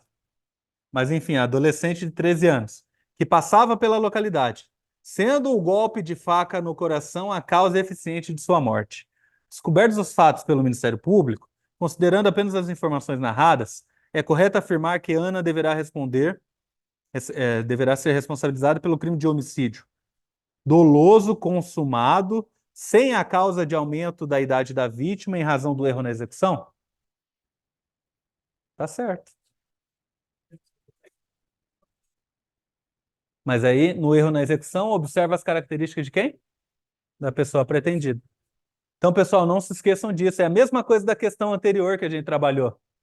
Só que lá, ó, eu queria matar meu pai, errei, acertei uma pessoa que não tem vínculo nenhum, não gera causa de aumento. Mas vai ser considerada as características do meu pai. Se ele é meu pai, existe uma agravante de tentar matar a ascendente. Então, mesmo eu não tendo matado ele, vai ter a agravante de matar a ascendente. Aqui é o contrário. Eu queria matar uma mulher de 40 anos, de 30 anos ali, 40, sei lá, que não tem agravante nenhuma, tal, causa de aumento nenhum, e matei uma adolescente, 13 anos. Se eu quisesse matar adolescente, por matar adolescente, tem um aumento de pena. Mas no erro em execução deve observar as características da pessoa pretendida. Pessoal, não esqueçam disso. Tanto no erro em persona como no erro na execução. Observa as características da pessoa visada. Então aqui morre uma adolescente, aqui fala criança, mas uma adolescente, mas não vai ter aumento de pena por conta dessa situação. Então a letra A já é a alternativa correta. 17. De acordo com o Código Penal, há homicídio qualificado quando for cometido por grupo de extermínio? Não. Para assegurar a impunidade de outros crimes? É uma qualificadora. Quando você pratica o homicídio para assegurar a impunidade de outro crime. Homicídio qualificado, já é o nosso gabarito. C. Estando o ofendido sob a imediata proteção da autoridade? Não. Contra a pessoa menor de 14 ou maior de 60 anos? Aqui tem um cuidado. Até antes de 2022, essa questão estava inteiramente errada. Agora ela está parcialmente errada, porque surgiu a lei 14.344 de 2022, que é a tal da lei Henri Borel. E agora, Henri Borel, o nome do menino? É, né? E agora, matar menor de 14 é considerado crime qualificado. Homicídio qualificado. Está lá expresso. Então aqui, ó, contra a pessoa menor de 14 ou maior de 60. Maior de 60 não é qualificado. Menor de 14 é. Agora, desde 2022. Então, se de repente cair na tua prova, como é uma alteração recente, crime praticado contra menor de 14 anos de idade, hoje é homicídio qualificado. Antes tinha aumento de pena, se fosse filho e tal. Agora não, é homicídio qualificado, assim como o feminicídio está lá previsto, no parágrafo 2º do Código Penal, do 121. Então, 17, letra B. B. A única correta é a B de bola.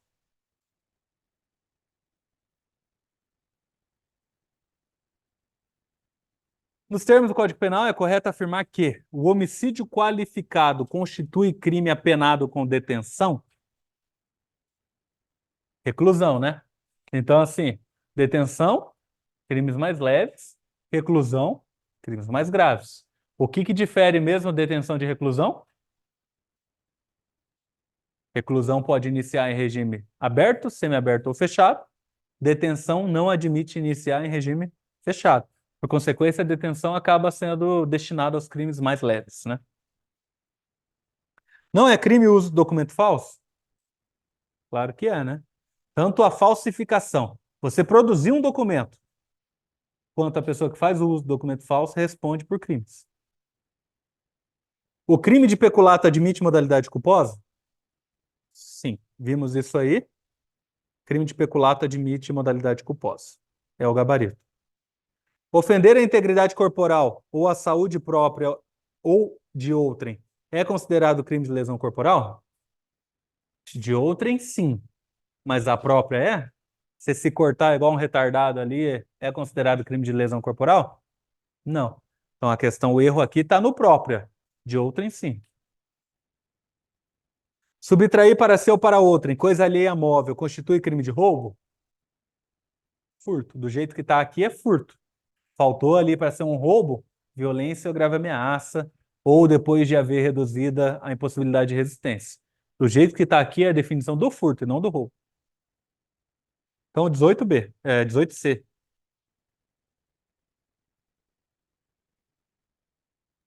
19.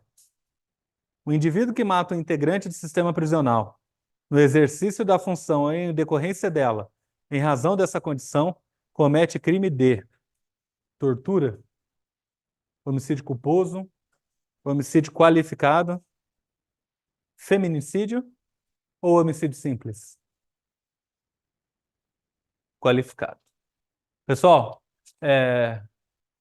inciso 7 do parágrafo 2º, se eu não me engano. Matar um integrante do sistema prisional, assim como o pessoal da segurança pública e tal, por conta da função dele, é homicídio qualificado. É uma forma qualificada. Então, cuidado com essa pegadinha. Tem que ser por conta da função dele. Porque se eu for chegar lá o policial penal, policial militar, policial civil, ele furou minha fila e eu matei ele porque ele furou minha fila, eu tô matando por conta da profissão dele, da função dele? Não, eu tô matando porque ele furou minha fila. Então teria ali a qualificadora do motivo fútil? Teria. Mas teria a qualificadora de ter matado o agente de segurança pública? Não. Então, para ter essa qualificadora que está lá no 121, parágrafo 2º, inciso 7, se eu não me engano, eu tenho que matar esse integrante do sistema prisional ou agente de segurança pública e tal, por conta da função dele. Beleza? E lembrando que também não é só para ele. A qualificadora se estende também quando mata o parente, em linhas gerais, parentes mais próximos. Então, se de repente falou na sua questão que matou a esposa, companheira, filho, tal, também se estende essa qualificadora aqui, tá bom?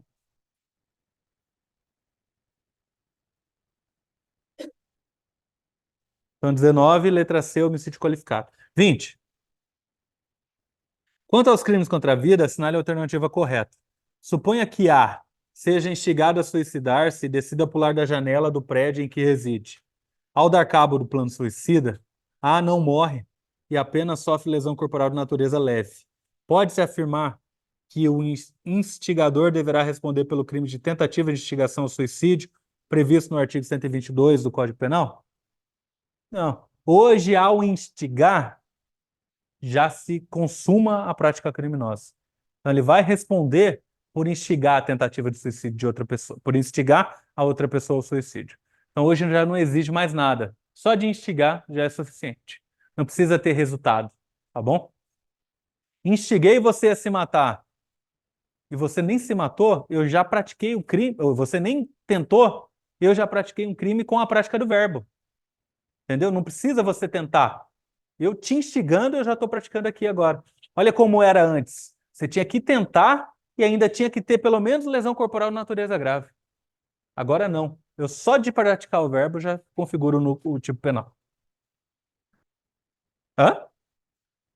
Não, tá falso. Ah, falso. Não respondo por tentativa, eu respondo pelo próprio crime de instigação, entendeu?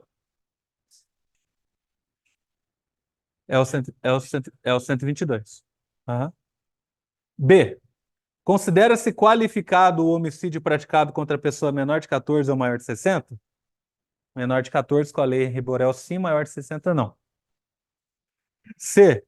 O Código Penal permite o aborto praticado pela própria gestante quando existir risco de morte e não houver outro meio de se salvar? Qual que é o erro aqui? Só médico que pode fazer esse aborto. Então, confunde isso aqui, tá? Cuidado. Não é a gestante, porque o que confunde é a complementação, né? Para se salvar, tal. Mas é o médico. Os abortos permitidos, quem pode fazer é o médico, beleza? Então tá falso. O feminicídio é a espécie de homicídio qualificado e resta configurado quando a morte da mulher se dá em razão de condição de sexo feminino. Se o crime for presenciado por descendente da vítima, incidirá ainda a causa de aumento de pena? Certinho, tá? E lembrando que essa presença do filho da vítima, do descendente ou, da vítima, pode ser presença física ou virtual. Então, às vezes cai lá na tua prova que a presença virtual é causa de aumento, pode te confundir, você pode achar estranho falar presença virtual e tá assim agora. E foi uma alteração posterior. Antes era a presença física, o virtual veio depois. Então, praticou o crime de feminicídio. Homicídio qualificado por ter praticado contra a mulher por razões de condição de sexo feminino. Na presença física ou virtual do descendente dela, há uma causa de aumento. Beleza? O aborto provocado pela. Então, a D é a correta, é o gabarito. O aborto provocado pela gestante, figura prevista no artigo 124 do Código Penal, cuja pena é de detenção de 1 a 3 anos, admite coautoria. A gestante pratica autoaborto. É possível coautoria no autoaborto? Não. Expliquei isso para vocês que se trata de um crime de mão própria, o autoaborto, ou seja, o crime de mão própria, ele diferencia do crime próprio exatamente porque o de mão própria não admite coautoria. Esse crime é o exemplo clássico da exceção à teoria monista lá do concurso de crimes. Ou seja, no concurso de pessoas, desculpa. Quando o assunto é concurso de pessoas, adota-se a teoria monista, no sentido de que, se nós estamos em 5, todos nós praticamos o mesmo crime. Teoria monista, por isso. Só que é uma teoria monista absoluta? Não. Ela comporta exceções. Por isso, a doutrina dá o nome teoria monista temperada. Temperada exatamente por ter algumas exceções. E esse é o exemplo clássico. A mulher pratica o autoaborto, se ela se abortar. Mão própria, só ela consegue se abortar. Porque se alguém ir lá e ajudar ela com o consentimento dela, né, ajudar a praticar o aborto, esse alguém vai responder pelo 126. Ou seja, outro artigo, que é praticar o aborto com o consentimento da gestante. E aí ficaria na seguinte situação: a gestante praticando 124 na modalidade consentir que outro provoque o aborto, e aquele que ajuda ela no 126 na modalidade praticar aborto com o consentimento da gestante. A partir do momento que cada conduta vai para um crime, cada um desses autores vai para um artigo, nós dizemos que é a exceção à teoria monista. Então, por isso, pessoal, isso aqui é concurso de agentes, né? Concurso de pessoas. Teoria monista temperada. A regra é que todos que estão juntos na prática criminosa respondam por um crime só. Mas existem exceções e esse aqui é o exemplo clássico. E o 124 na modalidade autoaborto é um aborto, é um crime de mão própria, não admite coautoria. Então tá errado por conta disso, tá? Então da 20 foi a D.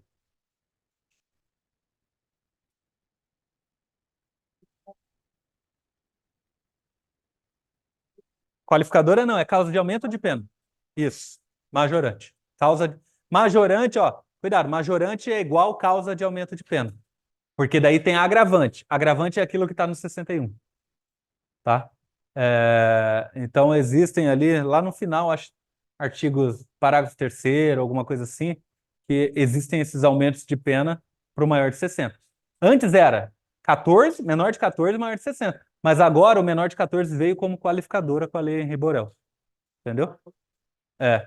O maior de 60, sim, não é qualificado.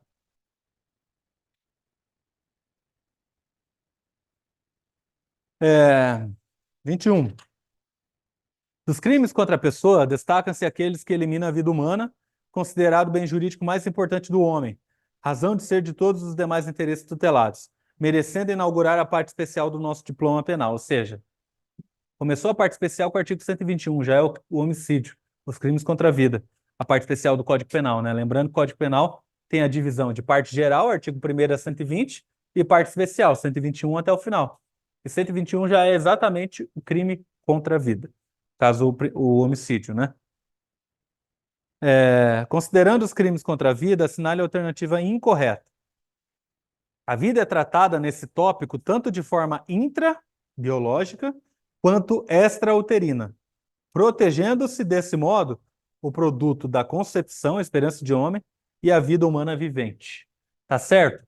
Existe crime que protege a vida intrauterina? Qual que é? O aborto. Então tá certinho aqui. B. O dolo do homicídio pode ser direto, o agente quer o resultado, ou eventual, o agente assume o risco de produzi-lo? Certo. Então, dolo direto, eu quero matar. Dolo eventual, eu não quero, mas eu assumo o risco. Exemplo clássico, dolo eventual, crimes de trânsito, né? Acidente de trânsito ali, sempre fica essa discussão de promotor de justiça falar que ele assumiu o risco, se ele estava em alta velocidade, bêbado e tal, e o advogado falando que ele praticou o crime culposo. A Lei 13.104 de 2015 seria o inciso 6 no artigo 121 do Código Penal. O feminicídio é entendido como a morte de mulher em razão de condição de sexo feminino? Leia-se violência de gênero quanto ao sexo? Tá certo. Então é a qualificadora do feminicídio. Feminicídio é o homicídio qualificado que é praticado contra a mulher por razão de condição de sexo feminino. D. Infanticídio, segundo dispõe o diploma penal brasileiro, é matar o próprio filho independentemente da condição fisiopsicológica do sujeito ativo? Qual que é o erro aqui? Por quê? O sujeito ativo tem que ter o quê? Tem que estar em estado puerperal. Então, infanticídio é matar o próprio filho em estado puerperal, não independentemente da condição fisiopsicológica. E, três são as formas de praticar o induzimento, instigação e auxílio ao suicídio. Nas duas primeiras hipóteses, induzimento e instigação, temos a participação moral. Já na última, o auxílio, participação material. Certinho. Então foi a letra D.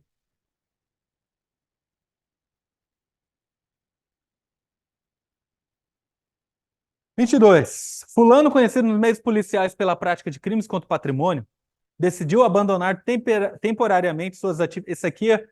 Esse eu quero só ver, velho, esse aqui.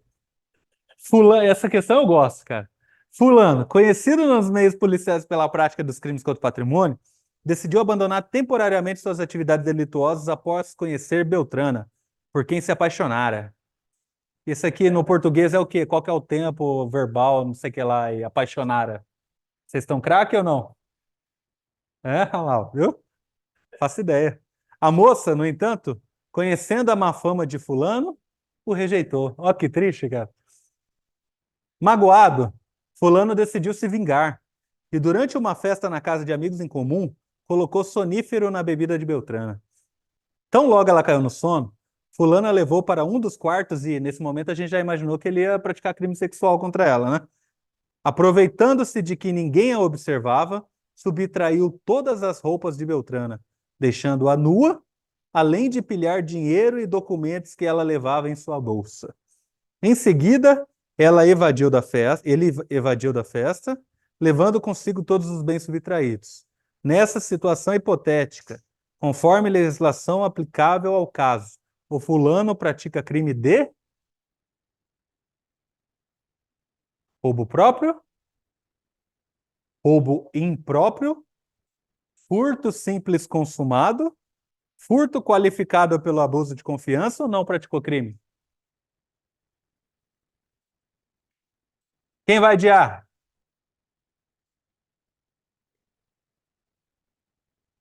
Roubo é com violência, a conclusão direta que se tem. Ninguém aqui vai de A, então?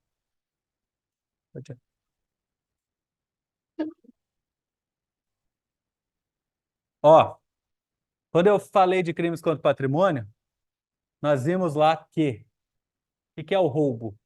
Subtrair para si ou para outrem, mediante violência ou grave ameaça, coisa alheia à móvel, vírgula. Ou depois de ter reduzido a vítima à incapacidade de resistência. Então, eu dei um destaque muito grande em relação a esse crime, porque quando a gente pensa em roubo, a gente pensa direto na violência e grave ameaça. E esquece da parte de depois de havê-la reduzido à incapacidade de resistência. A partir do momento que o cara deu sonífero para ela, ele impossibilitou ela de resistir à subtração dos pertences. Isso é roubo. Roubo próprio ou roubo impróprio?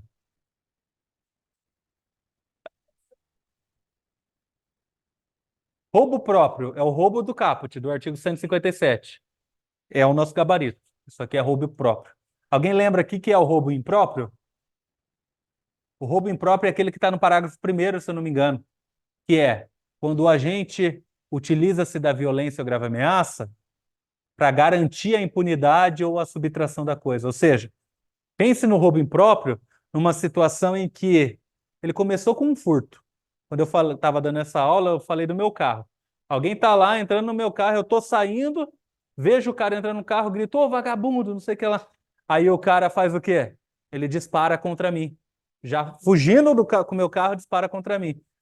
Ou seja, o que muda do roubo próprio para o roubo impróprio, na questão da violência e grave ameaça, é que no roubo próprio, o agente utiliza da violência e grave ameaça para subtrair a coisa.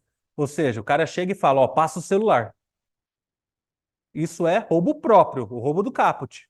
Agora, o roubo impróprio, o sujeito utiliza da violência ou grave ameaça para assegurar a sua impunidade ou para assegurar a subtração da coisa, para ele conseguir fugir com aquela coisa que ele antes estava furtando, por exemplo.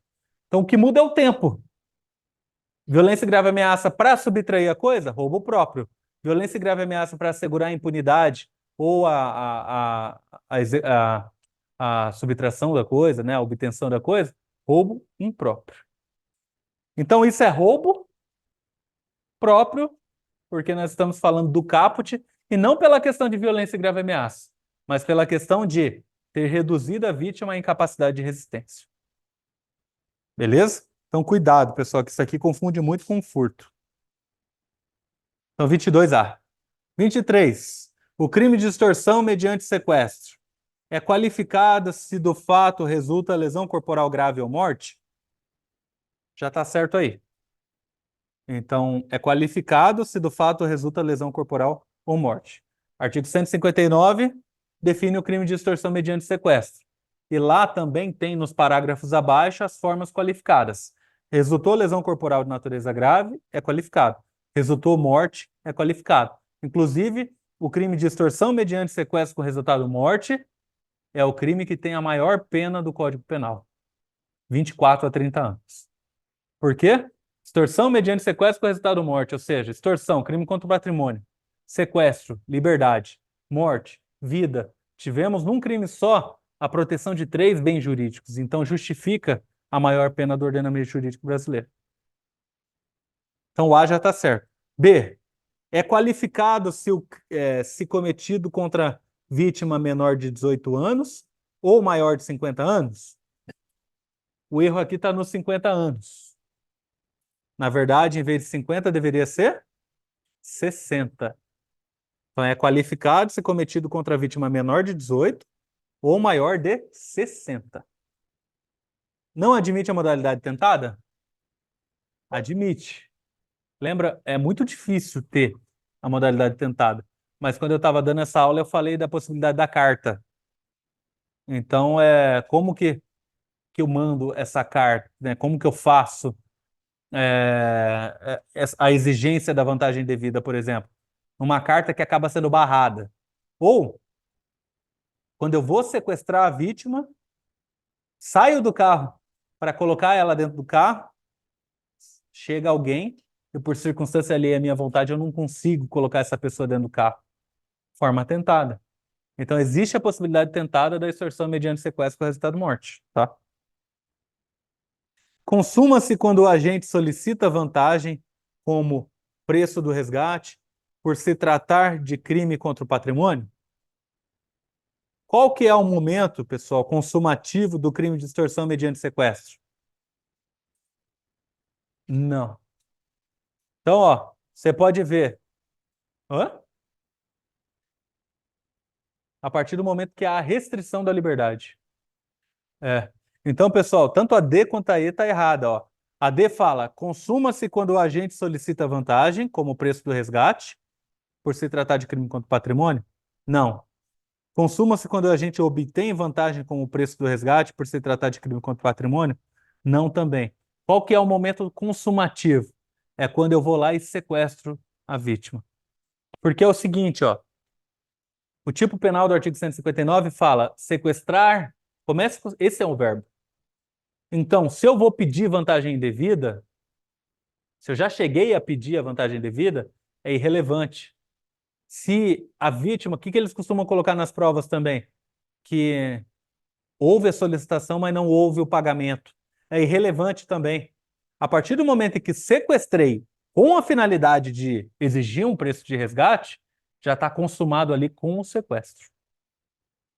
Porque o núcleo do tipo, lá no artigo 159, está lá. Sequestrar alguém com o objetivo, alguma coisa assim. Eu não lembro exatamente o que está escrito lá. Então, você pratica o crime, sequestrar, com o objetivo de alguma coisa. Não exige que você já solicite ali para ser consumado, ou menos ainda, que você receba valor para ter a consumação. Beleza?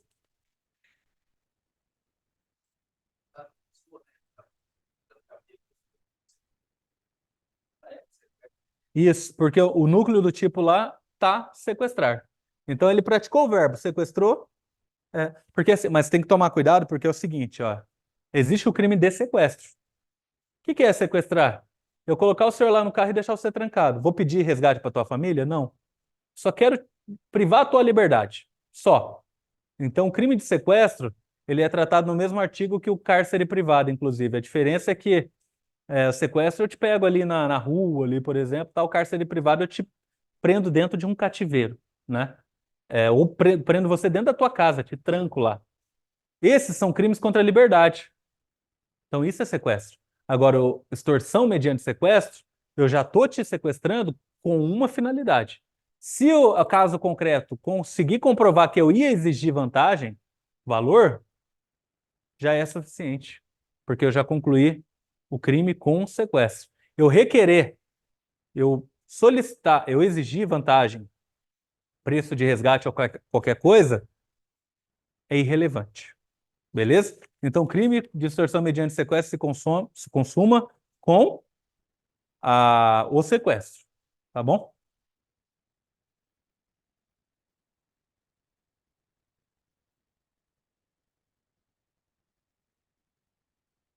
Então, da 23 foi a A. Ó, mais um pouquinho de crime contra a administração. Ó. Vitor atua como servidor de determinado cartório judicial do Tribunal de Justiça. Surpreso ao verificar que o computador do cartório era avaliado em 5 mil, decide subtrair o bem na parte da noite, utilizando-se para tanto da chave do cartório que permanecia em sua posse. Precisando de ajuda para impedir que as câmeras de segurança captassem sua ação, narra o seu plano criminoso para seu vizinho, Caio, e este, sabendo que Vitor, em razão de sua função, tinha acesso ao local, confia a empreitada deletiva e aceita dela participar. Após a subtração do computador da forma arquitetada, já do lado de fora do fórum, Vitor e Caio são abordados e presos em flagrante. A conduta de Vitor tipifica o crime de furto. O Vitor é o servidor público. A gente fala em furto nessa situação? Não. Peculato? Enquanto a conduta de Caio se ajusta ao crime de furto? Não. Furto qualificado? Não. Peculato, assim como a de Caio, apesar de o crime contra a administração pública ser classificado como próprio? Sim. Então, ó, aquela situação que eu mencionei para vocês. O Vitor é servidor público. E em razão da função dele, ele tinha a posse da chave e foi lá e subtraiu, queria subtrair o computador que valia R$ 5.000, lá da repartição que ele trabalhava. Para ele, peculato sem dúvida. A dúvida maior aqui é, e o vizinho dele que não é servidor público vai responder pelo quê? Entra aquela situação que eu mencionei mais cedo para vocês. O enunciado deixa bem claro que ele sabia da condição de servidor público do Vitor.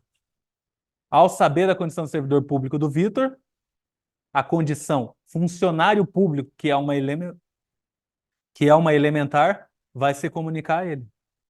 Então, mesmo o vizinho não sendo servidor público, ele vai responder pelo crime de peculato. Se o enunciado estivesse falando que o Caio, sem saber da condição de funcionário público do Vitor, o Caio ia responder por peculato? Não. O Vitor ia por peculato e o Caio ia por furto. Então é. Oi?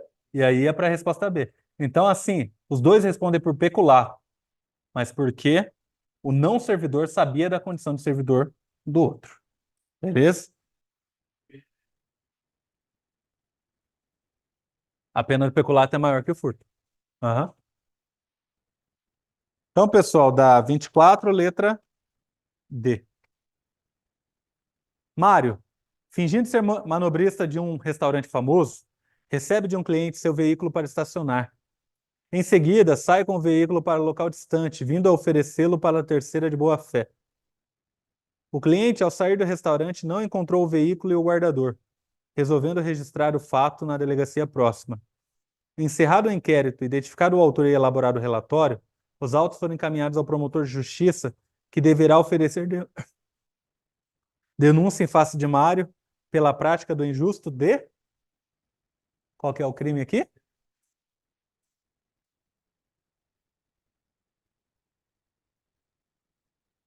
Mário fingindo ser manobrista de um restaurante famoso.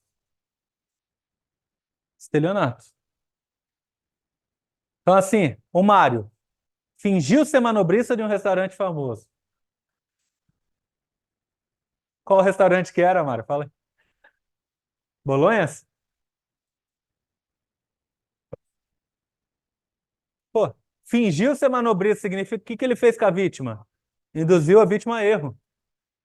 Eu cheguei lá com meu carro e falei, ô Mário, toma aí, velho. Ou quer dizer, ó, entreguei só a chave, o Mário foi lá, estacionou e tal. Então, pessoal, fingindo ser manobrista, estelionato. Tem uma questão dessa aqui levemente modificada também, que é famosa cair. É uma questão que fala que o Mário, manobrista de restaurante, recebe do cliente a chave, que ao guardar o veículo, ele gosta do veículo e se apropria. Se sente dono dele, leva embora. Qual que é a diferença de uma situação para outra? A boa-fé no momento da aquisição. Então, numa primeira estelionato, o Mário me enganou. Ele fingiu que era manobrista, mas não era. Então, me induziu a erro. Eu só entreguei a chave para ele porque ele me induziu a erro. Na segunda situação, ele não me enganou, ele era o manobrista mesmo. Ele ia guardar meu carro, mas gostou do carro, falou: quer saber, velho? Vou levar embora. Então, no momento da aquisição da chave ali, no momento que ele entrou no carro, ele já estava com má fé? Não, a má fé veio quando ele estava possuindo aquela coisa, quando ele passou a possuir aquela coisa. E por que que eu não falo em furto nesse caso? Porque não teve subtração. Subtração seria se o Mário chegasse e pegasse a chave para subtrair o veículo. Furtasse, subtraísse. O núcleo do tipo do furto é subtrair. A questão deixa bem claro. Ele não furtou, ele não subtraiu, ele recebeu de um cliente. Então, isso aqui é estelionato, pessoal. O fingindo ser manobrista deixa bem claro que isso é estelionato. Seria a possibilidade de estar mais velado por ser, por ele exercer essa função, No exercício da profissão. Se ele fosse manobrista, seria, se ele fosse de fato manobrista, seria apropriação indébita na versão majorada. Não, porque a lei estipula que é uma causa de majoração de aumento de pena no exercício da função. Entendeu?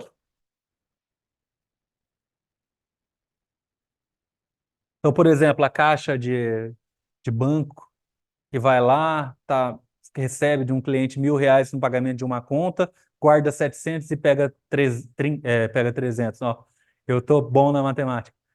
Guardou 700 no caixa e pegou 300. O que ela praticou? Há uma discussão muito grande sobre o que ela praticou ali. Mas, no momento da aquisição, ela estava exercendo a profissão dela de fazer o recebimento. Aí a má-fé, quer dizer, ela não enganou ninguém, tal, veio o dinheiro, e aí, quando ela pegou o dinheiro na mão, ela pegou uma partinha, tal.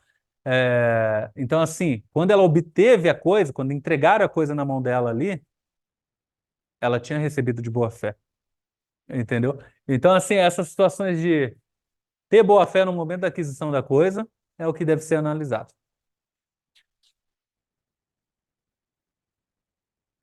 Tício, agente de controle urbano, no exercício de sua atividade, apropriou-se de dinheiro público de que tinha posse em razão de seu cargo. Diante dessa situação, Tício responderá pelo crime de peculato, né? Na modalidade de peculato, peculato apropriação mesmo. Peculato furto, apropriação. Nós temos peculato furto, peculato apropriação, peculato desvio, peculato mediante erro de outrem e peculato culposo. Tem toda essa pancada de peculato. No TRT do Estado X, Simvaldo, servidor público, na função de chefe do setor de finanças, tomou conhecimento e posteriormente presenciou que seu subordinado Demerval, também servidor público, rotineiramente registrava o horário de almoço das 11 às 12 horas e se ausentava após esse horário para efetivamente almoçar, estendendo seu horário em 2 horas todos os dias e contrariando as regras do órgão. Simvaldo soube que isso ocorria há mais de um mês. No entanto, por indulgência, deixou de apurar a infração disciplinar e nem mesmo comunicou o fato aos seus superiores. A conduta de Simvaldo estará sujeita ao crime, ao previsto no crime de? Então, isso é condescendência criminosa. Então, pessoal, no ambiente público, você tem acesso né, a uma conduta irregular do colega ou daquela pessoa que você é subordinado e deixa de responsabilizar ou levar essa situação a quem tem a competência para responsabilizar com decedência criminosa, tá?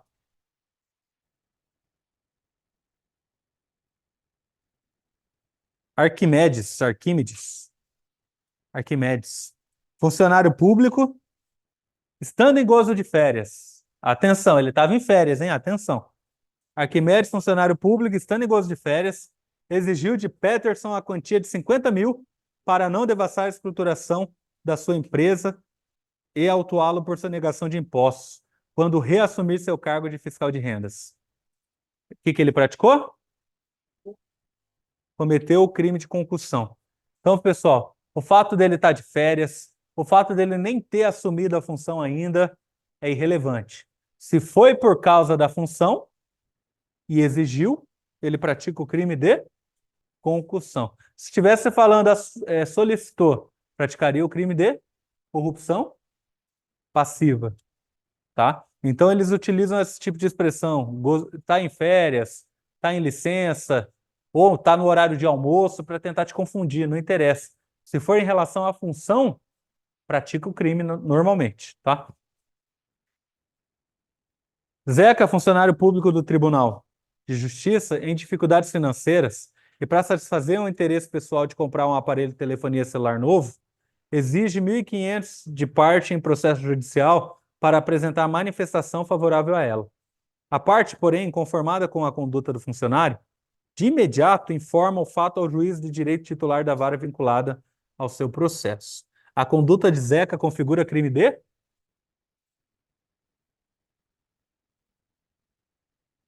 Qual crime? Hum?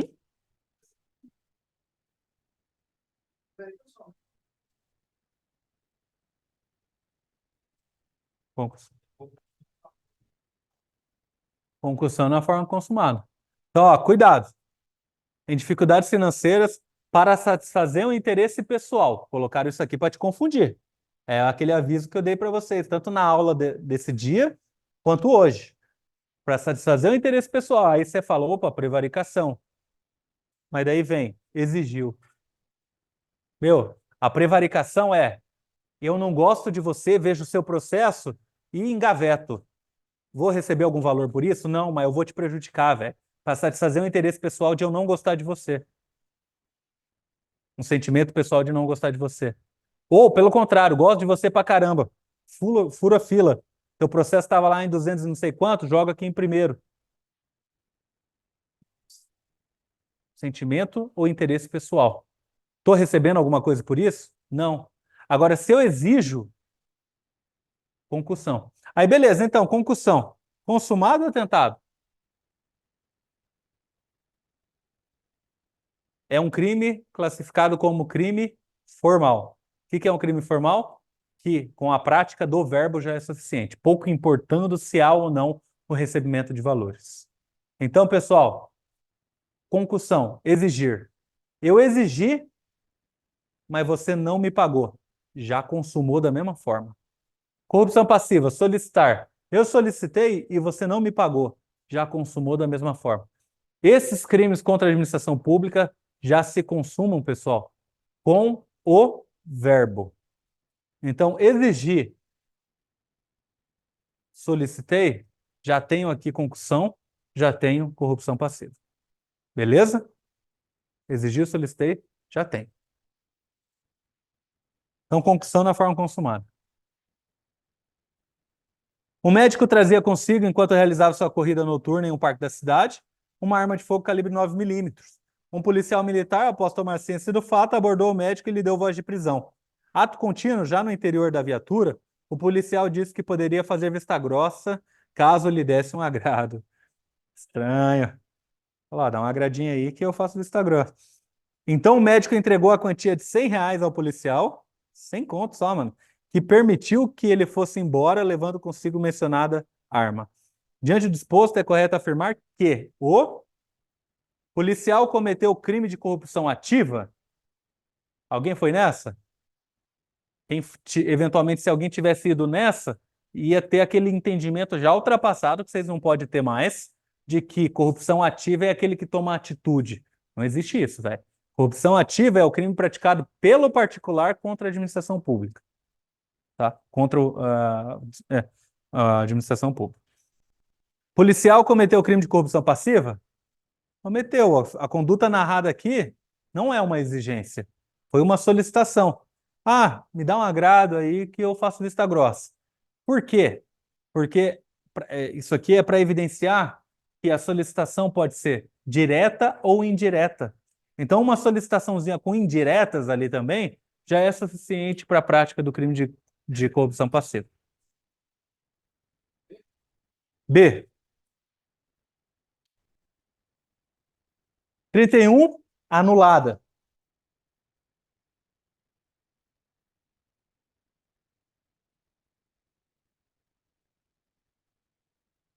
32. Marque a alternativa correta quanto ao erro de tipo.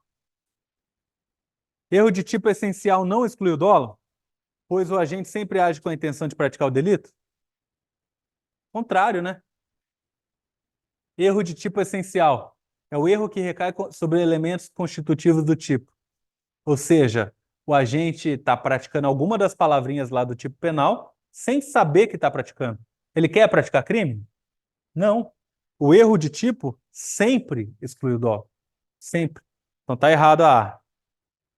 Erro de tipo essencial sempre exclui o dolo e a culpa e, portanto, não responde criminalmente o agente que age em erro?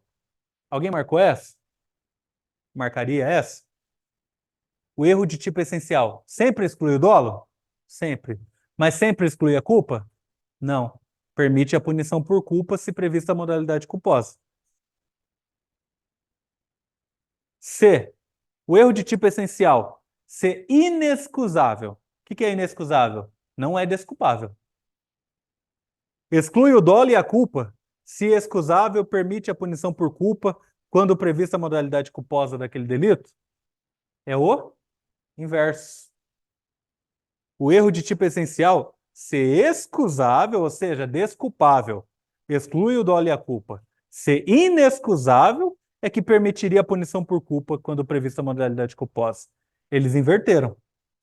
Vocês lembram o que define o erro de tipo ser excusável ou inexcusável? O cuidado que teve aquela pessoa ao incidir naquele erro. Então, por exemplo, se qualquer pessoa no lugar daquele incidisse no erro também, nós dizemos que aquele erro é excusável, desculpável. Qualquer pessoa praticaria aquele erro. Então, se é desculpável, excusável, exclui o dolo e também a culpa. Então, exclui a própria tipicidade. Agora, se ele tivesse sido mais cuidadoso, ele não incidiria naquele erro, exclui o dolo, porque erro de tipo sempre vai excluir o dolo, porém permite a punição por culpa, porque ele foi negligente, ou ele foi imprudente, ou ele foi imperito. Então, erro de tipo excusável, exclui o dolo e culpa, traz a atipicidade da conduta. Erro de tipo inexcusável, exclui o dolo, mas permite a punição por culpa quando prevista a modalidade culposa. Alternativa C, só inverteu. Então, a D é certa, ó. Erro de tipo essencial ocorre quando o agente erra quanto aos elementos do tipo penal, motivo pelo qual sempre será excluído o dolo. Sobre o erro de proibição, marque a alternativa correta.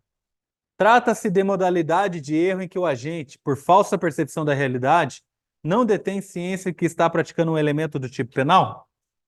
Essa aqui é a definição do quê? Isso aqui é a definição de erro de tipo, não de erro de proibição.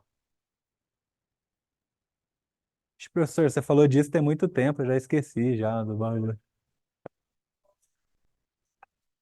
Erro de tipo, então. O cara erra sobre elementos que constituem o tipo penal. O que é um tipo penal mesmo? O artigo. Tá lá, o que eu mais gosto de usar. Matar alguém, porque tem dois elementos só, o matar e o alguém. E o cara erra sobre algum desses elementos. Por exemplo, na floresta, temporada de caça. Ele sabe que tá matando, sabe? Mas ele sabe que tá matando alguém? Não, ele achava que era um animal da caça lá. Então ele errou sobre um elemento constitutivo do tipo. Isso é erro de tipo. Erro de proibição é o erro que recai sobre um caráter só. Ele sabe exatamente o que ele está praticando, mas ele não sabe que aquilo que ele está praticando é crime, é proibido, é ilícito. Então essa é a diferença de erro de tipo com erro de proibição. Então essa definição da letra A é erro de tipo, não de erro de proibição. O erro de proibição recai sobre a ilicitude da conduta do agente e, deste modo, sempre o tornará isento de pena? Até a primeira parte está certo. O erro está sempre o tornará isento de pena. Por quê? Só vai tornar ele isento de pena se for o erro de proibição excusável, porque o erro de proibição também tem essa divisão de excusável e inexcusável. Excusável exclui a culpabilidade, isenta de pena. Inexcusável gera uma pequena redução de pena, mas ele vai ser punido. Beleza? Então a B está errada por causa disso. Sempre o tornará isento de pena. C. O erro de proibição recai sobre a ilicitude da conduta do agente e, deste modo, tornará sua conduta atípica. Uma conduta atípica é uma conduta que é desprovida de tipicidade. Tipicidade. O erro de proibição exclui a tipicidade? Não. O erro que exclui a tipicidade é o erro de tipo. O erro de proibição exclui a culpabilidade. E a expressão atípica significa que não é típica, mas na verdade quem age em erro de proibição pratica sim uma conduta típica, mas tem a exclusão da culpabilidade. Então a D é a correta. O erro de proibição recai sobre a ilicitude da conduta do agente e, deste modo, quando o erro for excusável, lembre de excusável como desculpável, escusas, desculpável, tá? O tornará isento de pena. Então, pessoal, é importante esse negócio de erro. Ó. Erro de tipo excusável, exclui dolo e culpa, conduta atípica, porque exclui a própria tipicidade. Erro de tipo inexcusável, exclui o dolo, porque erro de tipo sempre vai excluir o dolo. mas permite a punição por culpa. Quando? Quando tiver a previsão daquele crime na modalidade culposa. Erro de proibição excusável. Exclui a culpabilidade. Pelaquela questão da potencial consciência da ilicitude. Ou seja, se não tinha como ele saber que aquela conduta era criminosa, exclui a culpabilidade. Erro de proibição inexcusável. Não exclui nada, mas permite uma redução de pena. Beleza? Então, cuidado com esses dois erros que confundem. Então, 33 foi a D. 34. Excluem a antijuridicidade da conduta. Qual que é o sinônimo de antijuridicidade? Ilicitude. Então, tanto faz eu falar excludentes de antijuridicidade como excludentes de ilicitude. Estado de necessidade e legítima defesa. São duas excludentes de ilicitude? São. Então, já é o nosso gabarito. Letra A. B. Estado de necessidade e obediência hierárquica. Estado de necessidade exclui a ilicitude? E obediência hierárquica exclui a ilicitude? O que obediência hierárquica exclui? Culpabilidade. Então, puxa a flechinha. Obediência hierárquica exclui culpabilidade. Legítima defesa e inimputabilidade. Legítima defesa exclui a ilicitude? Exclui. Inimputabilidade exclui ilicitude? Exclui o quê? Culpabilidade também. Está dentro da questão da imputabilidade lá na culpabilidade. D. Não consciência da ilicitude e exercício regular de um direito. Exercício regular do direito exclui a ilicitude? Exclui. E não consciência da ilicitude, que é a mesma coisa que erro de proibição. Exclui o quê? Erro de proibição, culpabilidade. Erro de tipo, exclui a tipicidade. Erro de proibição, exclui a culpabilidade.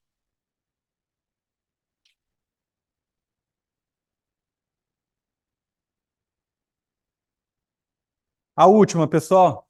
Tragam esse material para a próxima aula, falta bem pouquinho. Aí próxima aula a gente vai, eu vou passar a lei de Dorgas e aí a lei de drogas é a maior, né? A lei de Dorgas. Então eu não vou trazer questão novas na próxima aula, só de drogas, na verdade. Vou trazer só drogas na próxima aula. Mas aí para as próximas leis que são mais curtinhas, eu consigo jogar no final de cada material novas questões para a gente ir praticando. Beleza? Então, ó, a última, 35. Sobre os crimes contra o patrimônio, marque a alternativa correta. Se o agente induz em erro a vítima para o fim de apropriar-se indevidamente de bem móvel, pratica o crime de apropriação indébita? Se o agente induz em erro, pessoal, o que ele pratica? Estelionato. Não é apropriação indébita. B. Se o agente, mediante fraude, subtrai para si coisa alheia móvel, pratica o crime de furto qualificado? Tá certinho. Existe lá, ó, usou o verbo, subtrai. Então é furto. E lá no artigo 155, uma das formas que qualificam furto é exatamente praticar mediante fraude. Se o agente, ainda que com boa fé no momento da aquisição, se apropria de coisa alheia móvel, pratica o crime de estelionato? Falou em boa fé no momento da aquisição, qual que é o crime? Apropriação indébita. E se o agente recebe diretamente das mãos da vítima, mediante fraude, coisa alheia móvel, pratica o crime de furto qualificado? Furto é subtrair. Receber só pode ser ou estelionato ou apropriação indébita. Recebeu porque você deu um miguezão, você agiu de má fé, estelionato. Recebeu de boa fé, mas teve vontade de virar o dono da coisa durante a utilização, a posse daquela coisa, apropriação indébita. Beleza? Lembre de trazer esse material para a próxima aula só para ver esse finalzinho. E nos vemos na semana que vem.